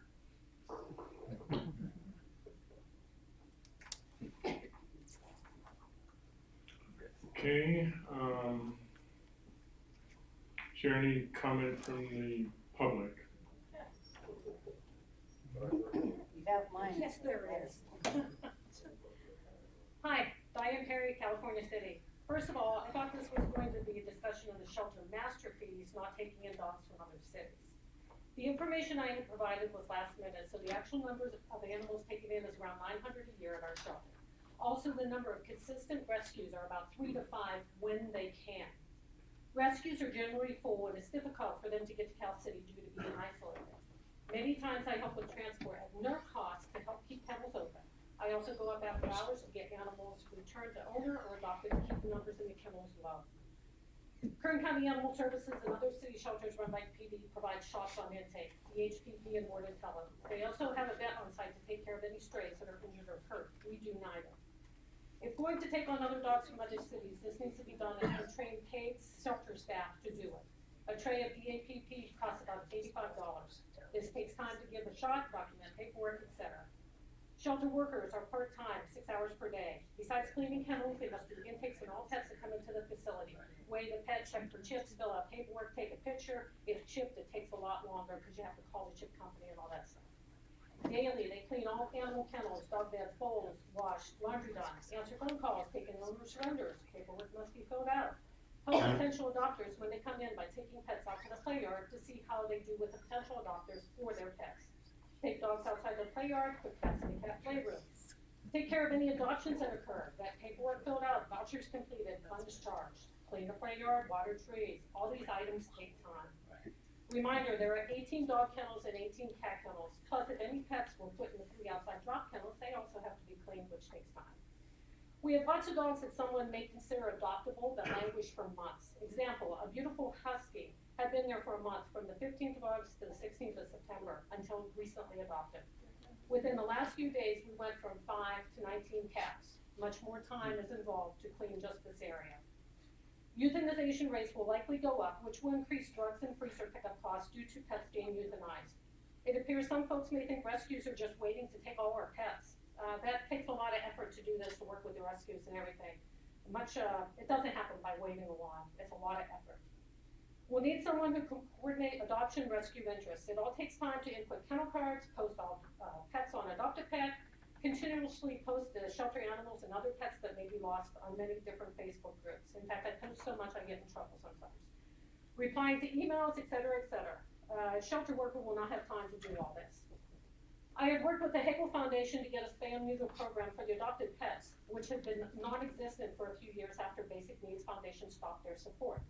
This ensures no pets are released back without being spayed or neutered. Hagel also provides microchips for all our pets. This support was provided for Cal City pets. I've coordinated with a vet when their prices increased sharply to try to keep the prices for the Hagel Foundation more in reach. But with the agreement, we will look at increasing adoption fees to defray the additional costs that they subsidize. And a monthly reconciliation has to be done with the Hagel Foundation for the pets that are taken to the vet, and that takes time also. I personally do not feel this will generate any additional revenue that end up costing more in all resources. Thank you. Thank you, ma'am. Anybody else?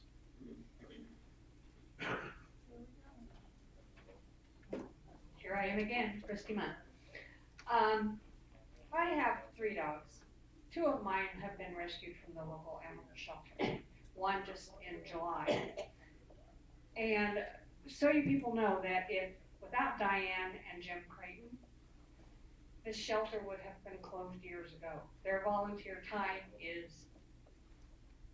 you cannot count how much they give to the city.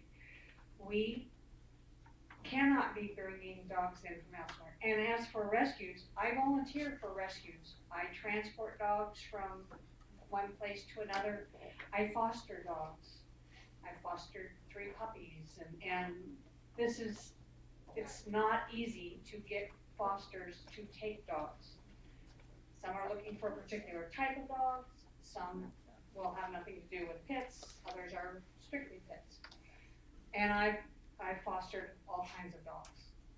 But this is not something that, the city's not going to make money off of this, I can tell you that right now. $3,000 a month is just nothing compared to what it costs and what our volunteers are doing for the shelter. The volunteers do more because we only have 1 basic animal shelter officer. The rest of the time it's all done by volunteers. We do not need to do this. So, and as you guys can read, this is, I support dogs and cats. Thank you.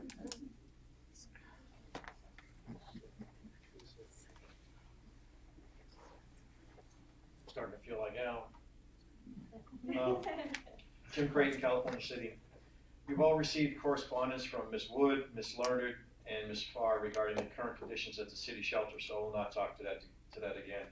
You've also heard from my wife regarding what it takes by many people, both workers and volunteers alike, to get animals processed in and out of the shelter. I want to talk about the facility itself. It was never designed to be a shelter. It's a former printing shop. The floors are not properly sloped to provide proper drainage of bodily fluids, cleaning solution, and water used to clean the floors and cages. The electrical system in the building is antiquated, and the water pressure is pathetically insufficient for the purpose of the building. Additionally, the dog cages inside are falling apart almost faster than I can repair them. The metal frames are rusting and rapidly deteriorating. The capacity of the shelter for dogs is 18. Many times there are 2 and even 3 dogs in a kennel. These dogs need to be matched by temperament, and they can't just be shoved in together. Taking on more dogs from Arvin, up to 20 per month or 240 a year, will increase this overcrowding situation dramatically. Let's also remember that cats need to be taken into consideration in the overall scheme of things. Not that I like cats, it's just a fact of life. Recently, there were as many as 42 cats and kittens in 18 small kennels. All these felines required care and feeding and cleaning. The shelter has been fortunate in that several rescues, foundations, corporations, and members of the public have donated food, treats, cat litter, medicines, and at times cleaning supplies in an effort to save the shelter from having to purchase these items, keeping their budget low. Since July of 2016, the shelter has not had to purchase cat litter, a bag of it at all, nothing, as the Oil Dry Corporation has graciously donated over 21,000 pounds of litter. The Rite Aid and Walmart corporations have donated food and treats that they cannot sell in a store, i.e. open bags, stuff like that. Citizens and organizations of Cal City have held fundraisers and also donated items on their own. Volunteers pick up, load, and unload these items for the shelter. Volunteers and workers stock the items. And finally, the Hagel Foundation has donated monies to refurbish the outdoor kennels at the shelter to keep the animals safe and contained while their cages inside are being cleaned. I could go on longer with the donations by many and the impact that they've had on the shelter over the past few years. But the bottom line here is that the shelter is ill-equipped in many ways to accept dogs from outside the city when we can't even handle the ones within the city. Thank you. Thank you, sir.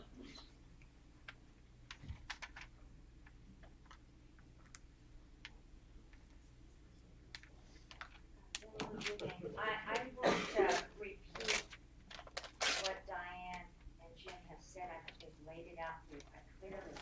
I'd like to speak as someone who's volunteered in several shelters, including this one. And I'd like to say to you that our shelter workers cannot do anymore. And I just recently adopted a dog from Mojave, and I couldn't believe how much better their facility was. It was unbelievable. You could go into the office and you could actually hear the people talking to you. When phone calls came in, they could hear the person on the other end of the line. I volunteered for a while answering the telephones, and as was said, this was not built for what it's being used for. And they don't have enough people. I volunteered to answer the phone because so many times they can't be on the phone while they're cleaning, while they're doing all the things they've mentioned to you. I think this is an extremely bad idea, and instead of doing this, I think we need to go back to what we discussed when we were worried we were going to lose the shelter for lack of money, and put some money into the shelter. Public is complaining. They're complaining that they call to get something taken care of and nobody gets there when they want it. Well, how can one full-time person cover the needs of our city? Let's put some money into this shelter. Let's keep the shelter running. If we lose Diane and Jim, the shelter will close. Thank you, ma'am.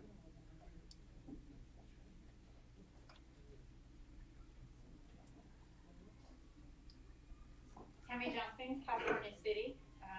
I'm an animal lover, but it wouldn't really matter if I did or didn't. This situation is not going to prove to be a fiscally sound one. And right now, we all really need to be worried about the money that's being spent in California City. It will cost us more in the long run, but with the extra care, we don't have a vet to check these animals out. I had a dog who escaped custody with me probably 6 or 7 years ago.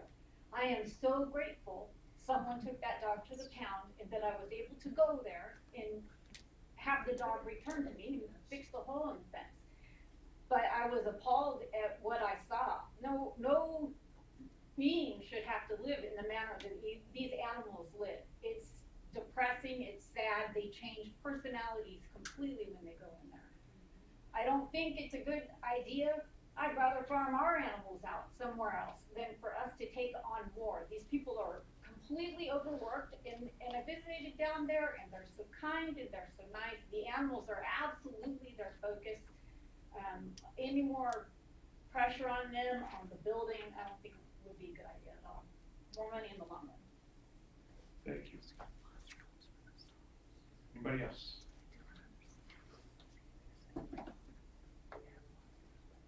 Hi, everybody. I just wanna say that I was Can coming you give out us your name, ma'am? Pauline, Thank you. and I'm coming out foster care parent for our cats and dogs. And I have to say, yes, I'm looking for a little puppy, but I cannot find it. So I went to a different places trying to adopt a son dog because San Juan here in California City opened my gate and he had to lose 3 dogs that I used to have. To today, I don't even find it. So I had to go and adopt this puppy. But when I got into the place, I find out that you don't have no puppies. You have 2 huskies. And I adopted 2 huskies and bring it home. And like I say, a few days later, somebody passed my gate and get the animals out. So I went to make a report in this pound over here and do everywhere, you know, that I'm looking for my huskies. And after today, I don't even got anything. Then I went over there to LA and I'm talking to a lady which is in charge to the pound, and he says, okay, I'll tell you what you do. You love animals, right? I say, yes, I do. He says, I got 5 kitties that is gonna get killed today if nobody adopt them. And these babies have to be clean, you know, nursed like a mommy, and feed it and everything. And I say, I'll take it if you give it to me. So they give us some people say, okay, you are foster parent for the cats. So they give it to me. Now the cats that was very, very big, everybody wanted when it was big. Even though, but I take it back to the pound and I said, look, this is the babies that I got you when. I thought you're gonna die. I said, no. So they give it the animals in an adoption because it looks so great, it looks so fat, you know, so gorgeous. So then he decided to give me some more animals. What happened? I adopted 3 dogs. As soon as I bring them to the house, they stay, say, probably for a month. One of my dogs, he had to go in fits. And when I take it to fits, I don't know what he did to him. The only thing I know, he got a bee infection, and the infection growing all the way out to his body, and he passed away. And I said, okay, I wind out with 2. So I leave the 2, and say probably for 3 weeks ago, again, I don't know who is the person, but now I'm gonna let them know because I put a cameras in my house. Then I'm gonna let them know who's the person that was doing this. Mayor. And what happened? My dog ran in the street because there was loose. My daughter went behind him to try to get it. My son, and somehow the police car came because he said they got an emergency call and hard to see the animal, so he hit it and he passed away. I feel bad for my animal, but I feel bad for the police officer because he told me, he says, I'm sorry, I was in the call, I don't see the animal, it was crossing so fast, you know, and I said, well, I'm sorry, sir. I mean, that was not your fault. There was somebody keeping, you know, broken my gate, and my animal was scared. Yeah. So. Your time has expired. I'm sorry to say. Okay. Well, I want to say thank you very much for everything you guys do for the animals. But any way that I can help, I will, because I love animals. Okay, thank you so very much. Thank you.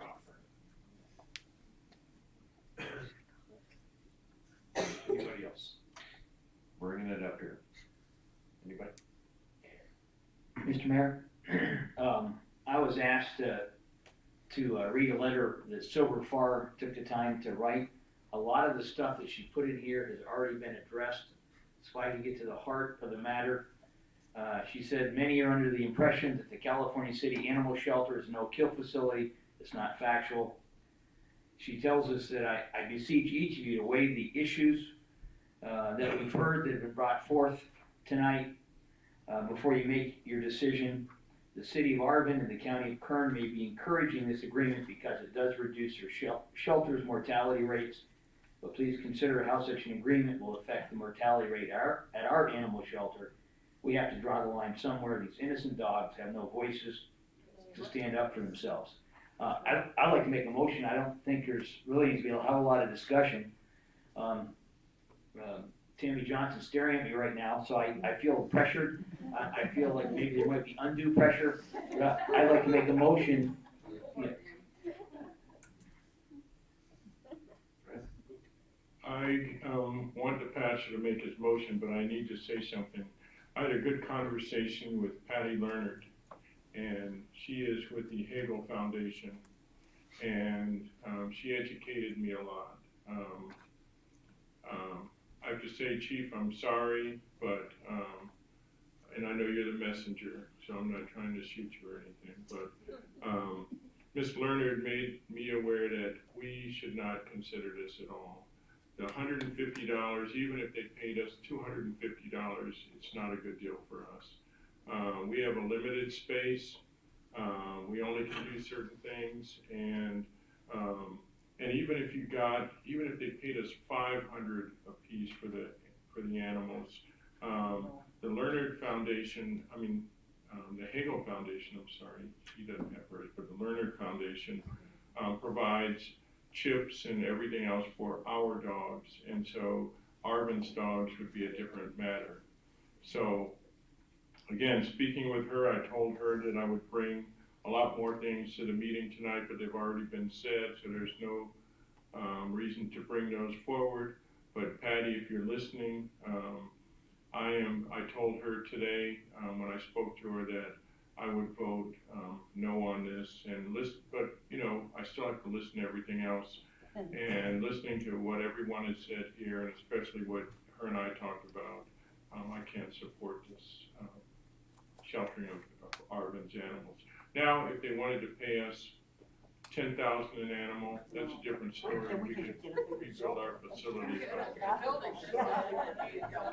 So if they want to reconsider at $10,000 an animal, then we would probably reconsider it.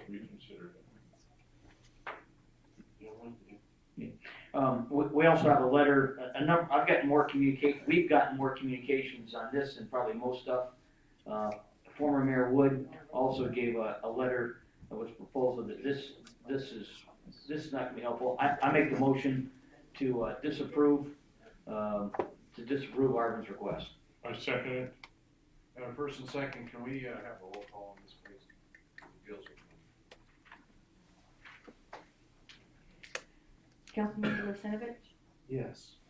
Harris, And we're saying yes to disapprove it. Is that Yes, correct. Yes. Smith, Yes. Mayor Pro Tem Stump, Yes. Mayor McGuire. Yes. Motion carried. The one thing, I don't know if we can, some of the cannabis people said, what can we do for this city?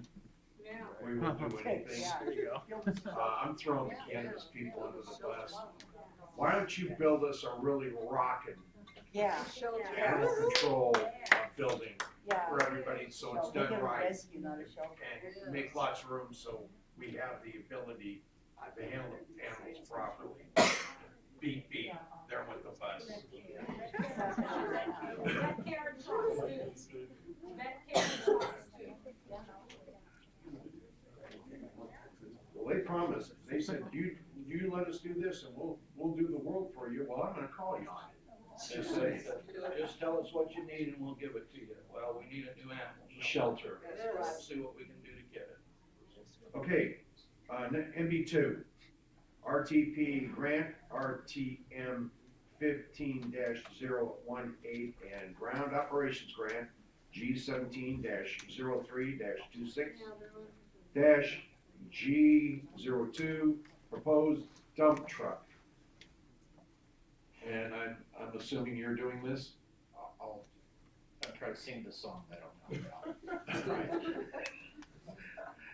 The Karen had a a well-earned vacation already scheduled for this week and could not be here, so I'll provide as much information as I can. The OHB Recreation Program applied for and received a grant through the Recreation Trails Program, also known as RTP, to purchase. If everybody can watch your voices, please, so we can hear up here. Thank you. To purchase a 10-wheel dump truck. The program also applied for and received a ground operations grant, which will pay for the match of the RTP grant. Both the grants can be applied to the purchase of the truck and is fully reimbursable. The RTP will provide $57,200, and the ground operations grant will provide $47,800. Each grant serves as match for the other. The OHMVR division strongly recommends expending all the funds granted for the specific projects to best satisfy the terms of the agreement. The truck will be purchased used, and the following companies were contacted. Custom Truck One Source out of Bakersfield for the truck was $85,900 plus tax and license. TCI out of Los Angeles was $89,500. Select Trucks of Fontana was $95,900 plus tax and license. Each of these dealers have trucks available which are air pollution compliant. Before purchase, the truck will be inspected by our heavy equipment operator for the OHV program. Now, is your heavy equipment operator, are they a certified mechanic? I have no idea. I would bet you it's no, just saying. And are you aware that these vehicles do come out and they are inspected by the companies prior to being delivered? Okay. The companies that we're buying these vehicles from, they have certified mechanics and they go through Stern to make sure that everything meets requirements before we get it. So why we have to have a heavy equipment operator inspect the vehicle when they're gonna be inspected by a company that already sells them, makes no sense. Just saying. Mayor, what I'm thinking is, since this operator, he runs all the equipment, maybe we ought to allow him to pick the vehicle, just set a limit on it, and he finds the vehicle that's better, for the OHV program. Well, Mayor, can I interject a few things that have changed since the staff report? The last few days, the state has contacted us and has,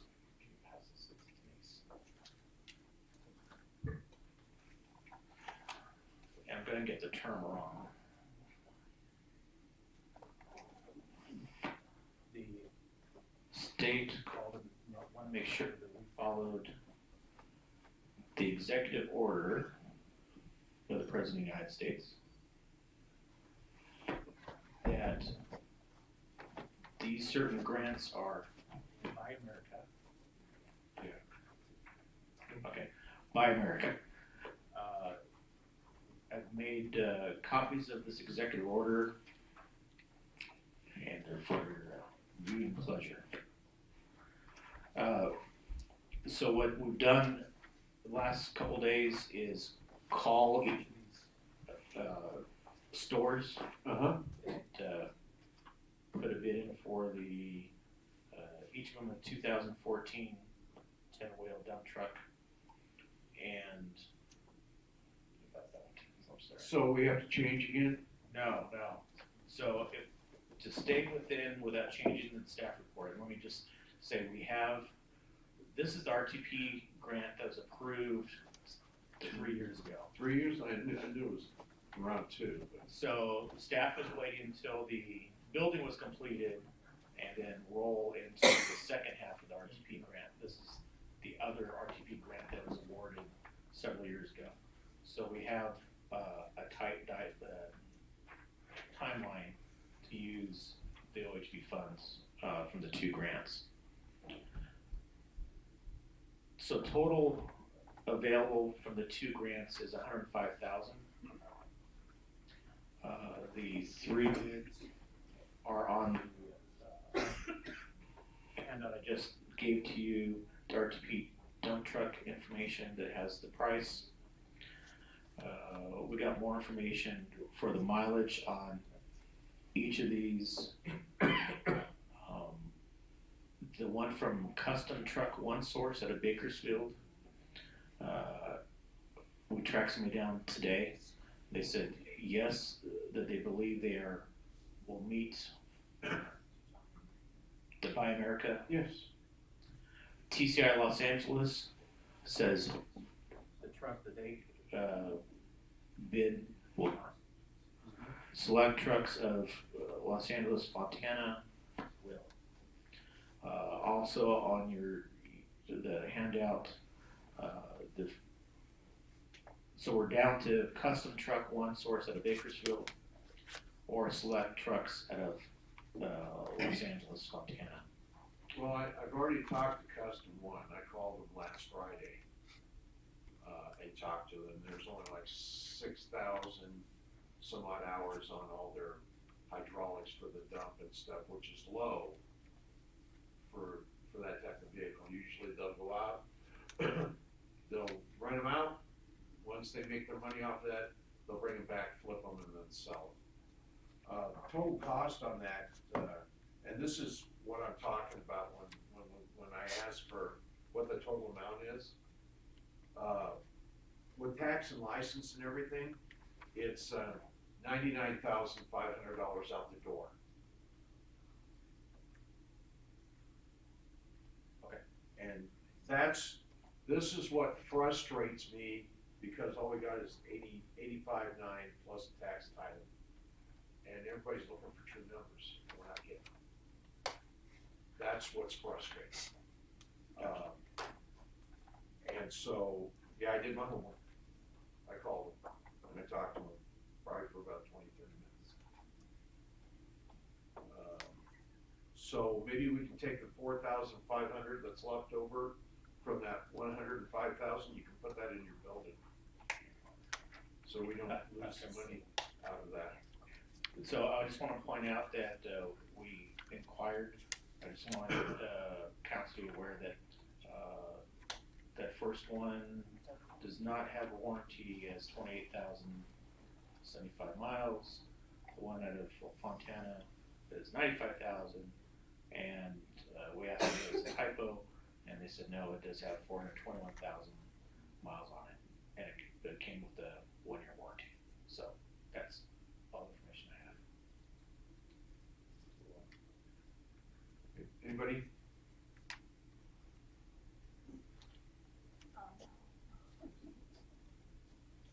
Keith Middleton. I just have a question. If this dump truck is available out to the OHV and is needed in the city for whatever reason, we had a breakdown of our own equipment, is it available for us to use? The state called today, and short answer, no. Specific for the grant, would be in violation of the grant agreement to use it other than the intended purpose for the grant. And that's to haul dirt, right? Yes. Just saying, we use sweat equity and SDI funds, the state allows it there. Yes. We should have power with the state. Yes, ma'am. Christy Monaghan.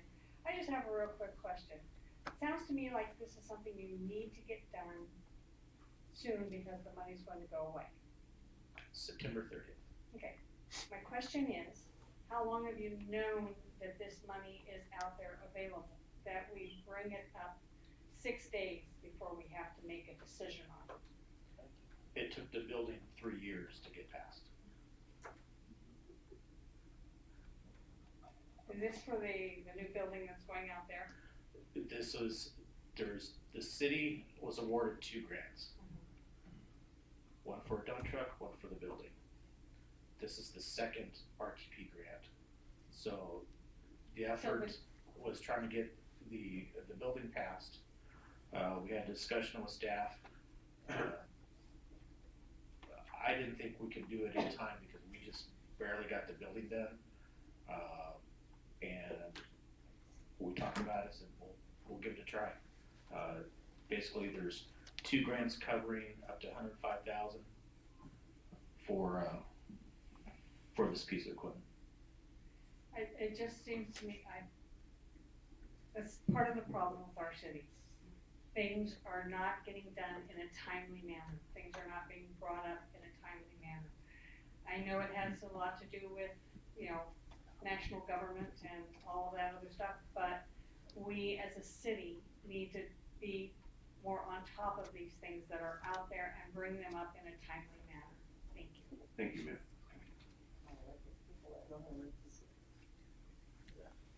Anybody else? Coming up here.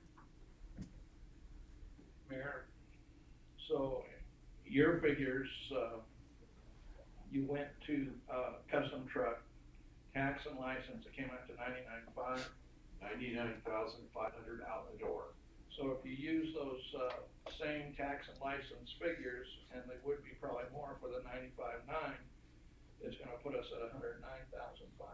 So the only truck that will work for $105,000 is from Custom Truck One Source Bakersfield. The other one would cost us over what the grant is. If it doesn't cost the city any money, we've heard this over and over again, if the grants are there, I recommend we buy the truck. Why waste $105,000? Mayor, can I say something real quick?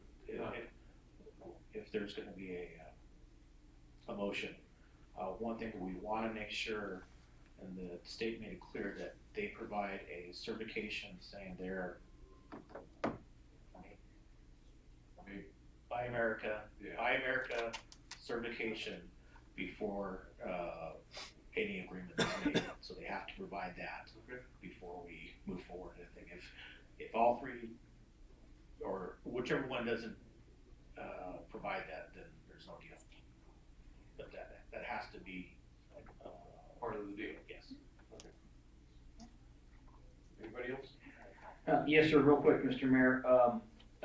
Tagging on to what Christie brought up, did the RTP in the building, did that have to go through before this could go through? Or was this just put in the back burner? This was put on the back burner. The project got passed from different departments over the last few years, and when it came back to the wage fee, they were trying to do whatever time was left on the grants. So it's been on other people's desks from the last 3 years. Cause this just seems like it would have been an easy choice, but, 3 years ago. But, the whole deals with Dr. Nick voting no based on principle. I met with Josh, talked about the contract where I didn't see it myself. Dr. Nick was more principled than I was because he voted no because he didn't see the contract. But I think any time that we do stuff at the last moment, it has to be done now. I don't think we really do the city much of a favor by making decisions knee-jerk because it's got to be done. And I think this would have been an easy decision months, even years ago. I don't know how it would get passed down, but just my thoughts, sir. Councilman Smith, I recall about 2 years ago, we left it up to the Public Works Director. The funds were available, he was gonna purchase the truck. And the state stopped that back It then. never came back. Yeah, the state stopped that. They said it's contract, you can't do it. Right. And that's when Karen put in for the other grant that would cover the difference. Then the Public Works Director said, we can come up with the match. Karen put in for and got the match from the state. So there's nothing we have to come up with. Thank you. Yes, looking at this paperwork that you submitted to us, the truck is now in Fort Worth, Texas, which is 1,358 miles away, and you figure at 10 miles a gallon, that's 135 gallons. 35 and a half gallons, and you multiply that by, say you have an average of $3 and something, 4 miles a gallon, I'm sorry, 4 miles a gallon, and is that what you're saying, 4 miles? $4 a gallon. $4 a gallon, and so you multiply that, so it's gonna come to the 105,000 that we appropriate, if we appropriate that. So little things like that, we need to consider all the costs. Again, it shows that stock number for 85,900. It shows it in Fort Worth, Texas. I'm seeing that somebody will answer, my message. I believe would be the cost for Bakersfield. Yes, for Bakersfield. When I talked to the same salesman that talked to Miss Sanders, I said, how much is it gonna cost this city out the door? And he told me $99,500. So the truck will be transported from Fort Yes. Worth to, okay. It's not here all That's what I understand. And so it's gonna have more mileage on it. I don't know, I don't know if they're gonna trailer it or not. That I can't say, I didn't ask. I can get with the city manager. That's a 20-yard trailer. Yeah, maybe a drone will deliver It's it. a 20-yard dump trailer. Not gonna hold it. It's a 14 to 16 on the dump. Okay, so, 14 to 16 yard dump. I can give the city manager the yeah, information. and I'm just, again, just what I'm reading here and looking at that, so, but I think we need it. I would also make sure that we check the odometer. It's interesting that you have two vehicles from the same year, one of them with 400 and something thousand miles and one with only 28,000. The math doesn't go right.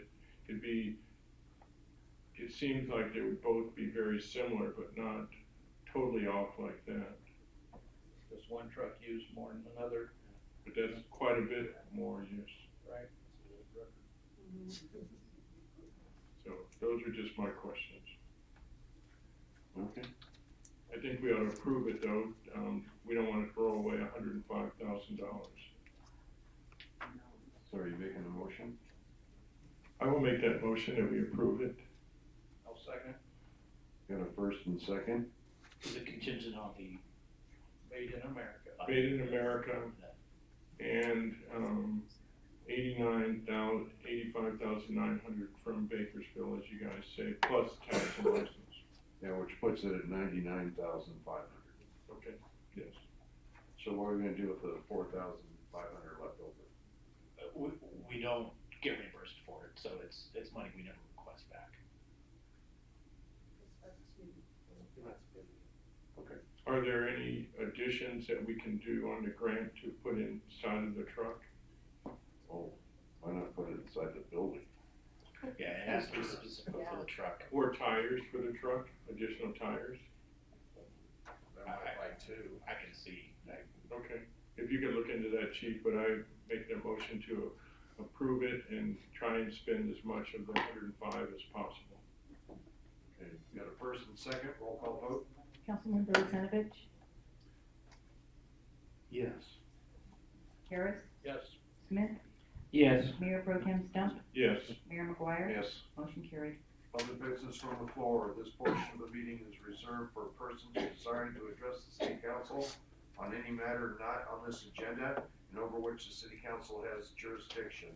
Please state your name for the record and limit your comments to 3 minutes. I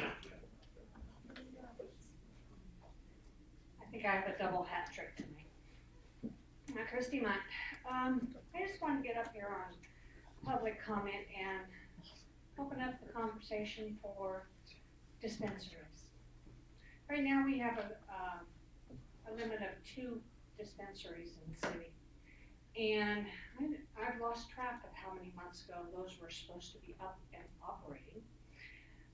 Tax revenue that's not coming into our city. I believe we should eliminate the cap on it, open it up, give people a chance to start their businesses and have it survival of the fittest. The first one to get their doors open is going to bring in the money the fastest. And right now, we have 2 people sitting on dispensary, locations and that are not doing what they promised they would do. They promised they'd be up and running within a month. And I've lost track of how long ago that was. I know one of them just got their business license or their permit from the state Okay, two then weeks ago. why in the world did they promise that they would be up and running? That's not the city's fault, No. that's their fault for not doing their due diligence. But I just believe, same way when we first passed cannabis, medical, gonna be 15 permits. And we finally said, open it up, let it be survival of the fittest and first come, first serve. So I just believe that if we will have a much larger tax revenue coming in if we can get these up and running, and they've been sitting on it for far too long. So I believe we should take the limit off of dispensaries. Thank you. Anybody else?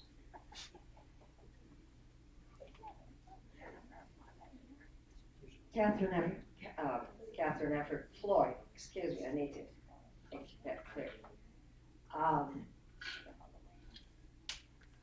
just want to say that California City did not pass Measure C, Mr. Stump and Council, because we promised them we would lower it to $153. I was one of those that marshaled over 40 people to get that passed. I worked 16 hours a day, almost 7 days a week. And I'm proud that I did.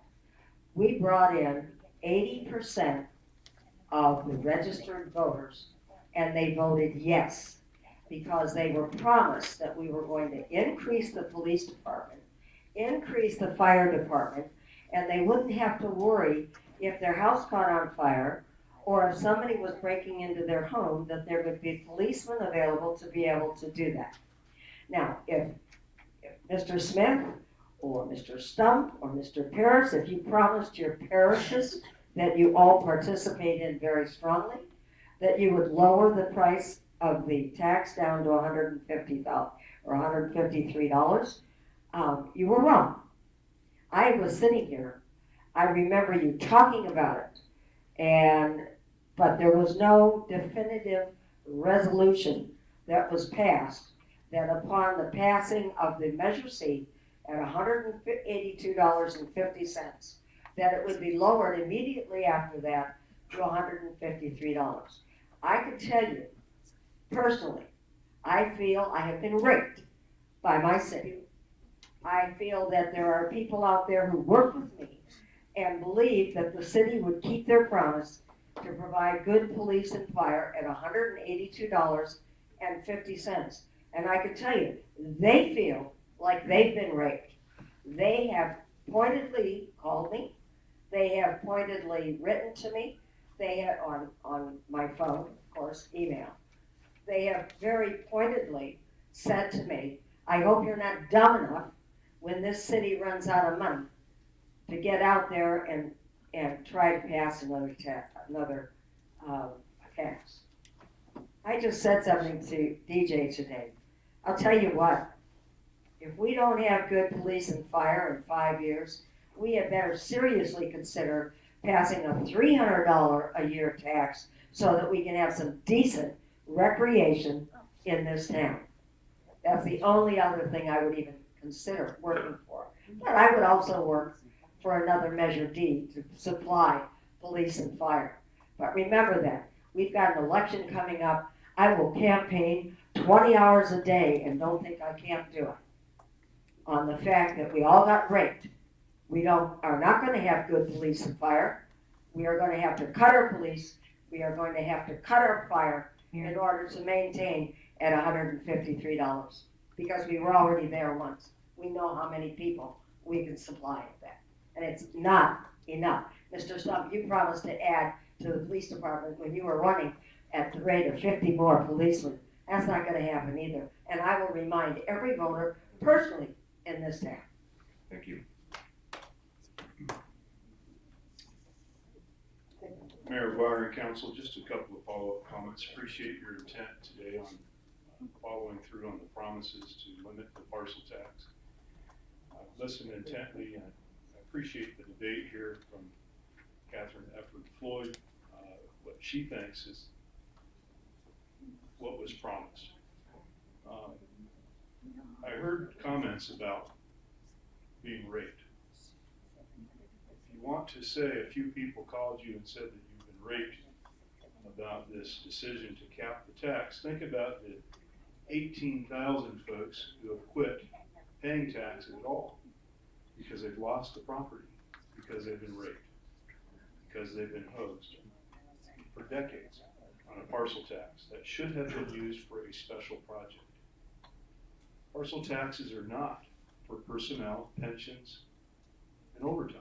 They were designed for special projects. It was manipulated by the city of California City to be a parcel tax for personnel and pensions. It's inappropriate. So if you want to talk about being hosed or being raped, think about those tens of thousands of people who want to pay taxes here that have been hosed by parcel taxes. Additionally, I'll have you know that we've been doing analysis for the past several years, and the consequence of a failed economic policy is that the property values on those properties have been annihilated. Once properties valued at $10,000 and $20,000 now have a property value of merely $250. Some of them as low as $125.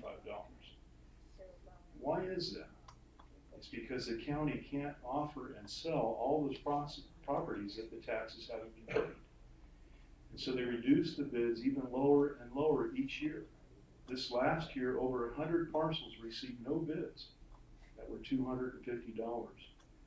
If you know anything about appraisal at all, you know that establishes market value. It may be the lower end of the bracket. There certainly is a higher end of the bracket. But anytime you have an appraisal that has properties at $250 or less, and you have tens of thousands of properties in California City, that sets your market value. So you have plundered our property values in California City by punishing us with the parcel tax.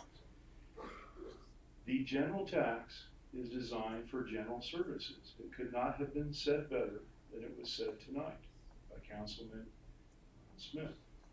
We need to make sure that our policies establish the future general services of the city will be funded by general tax. And everything we do as a city should be targeted to raising general taxes so that we can fund general services.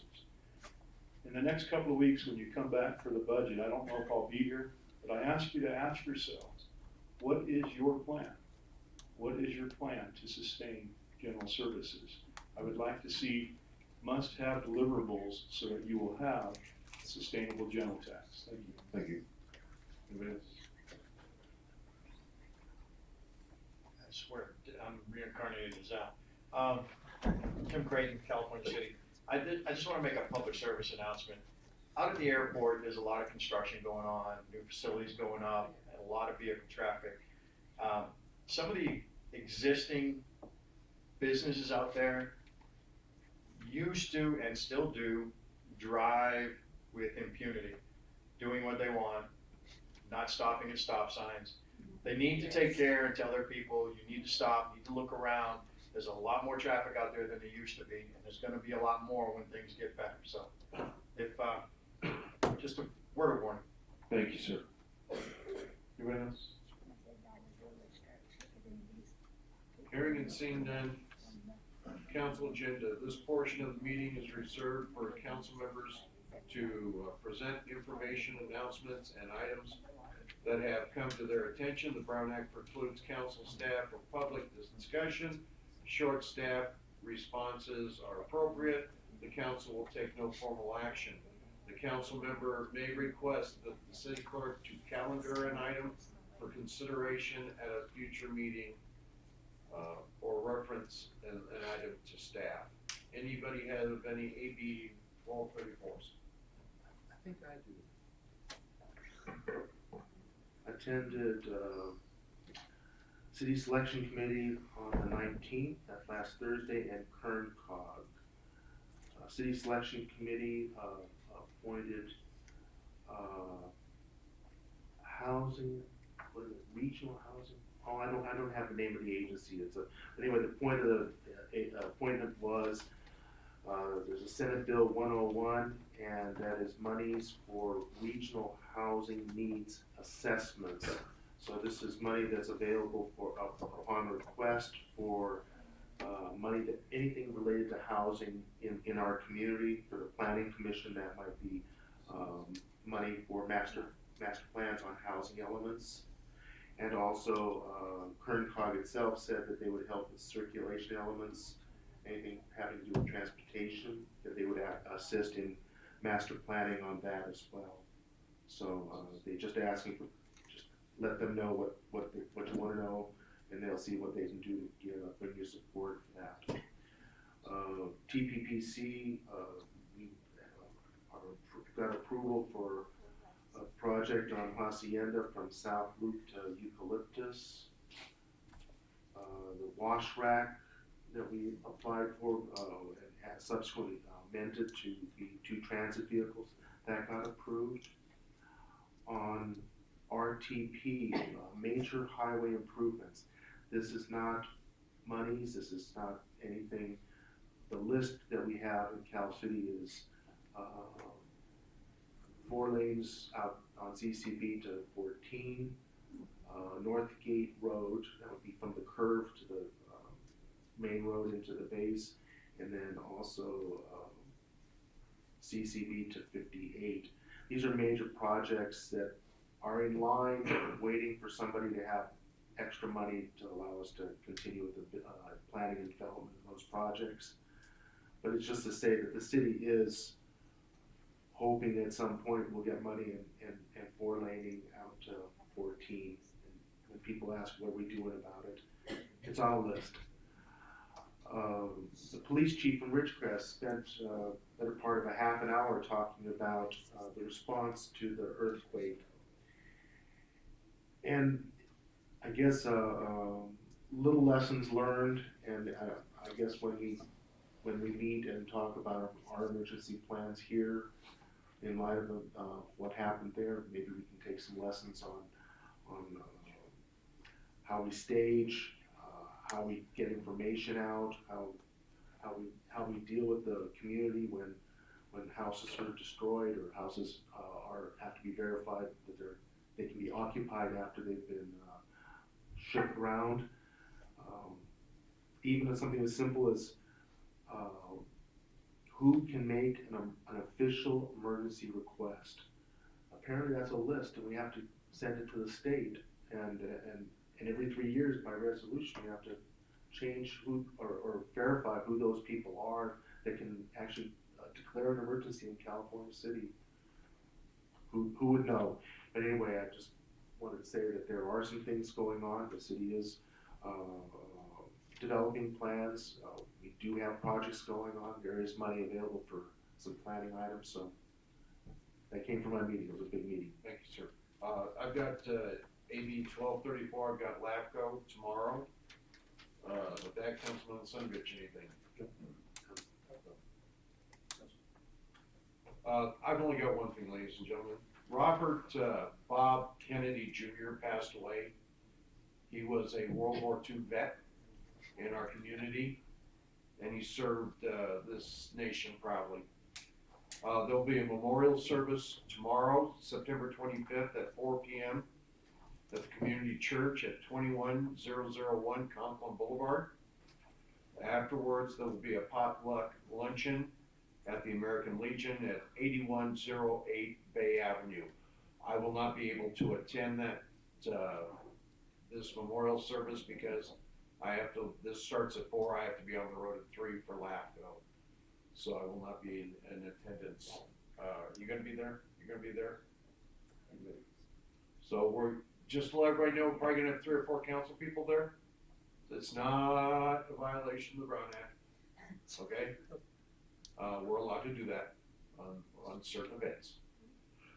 Other than that, first of all, I want to thank everybody for showing up and in attendance tonight. It was great.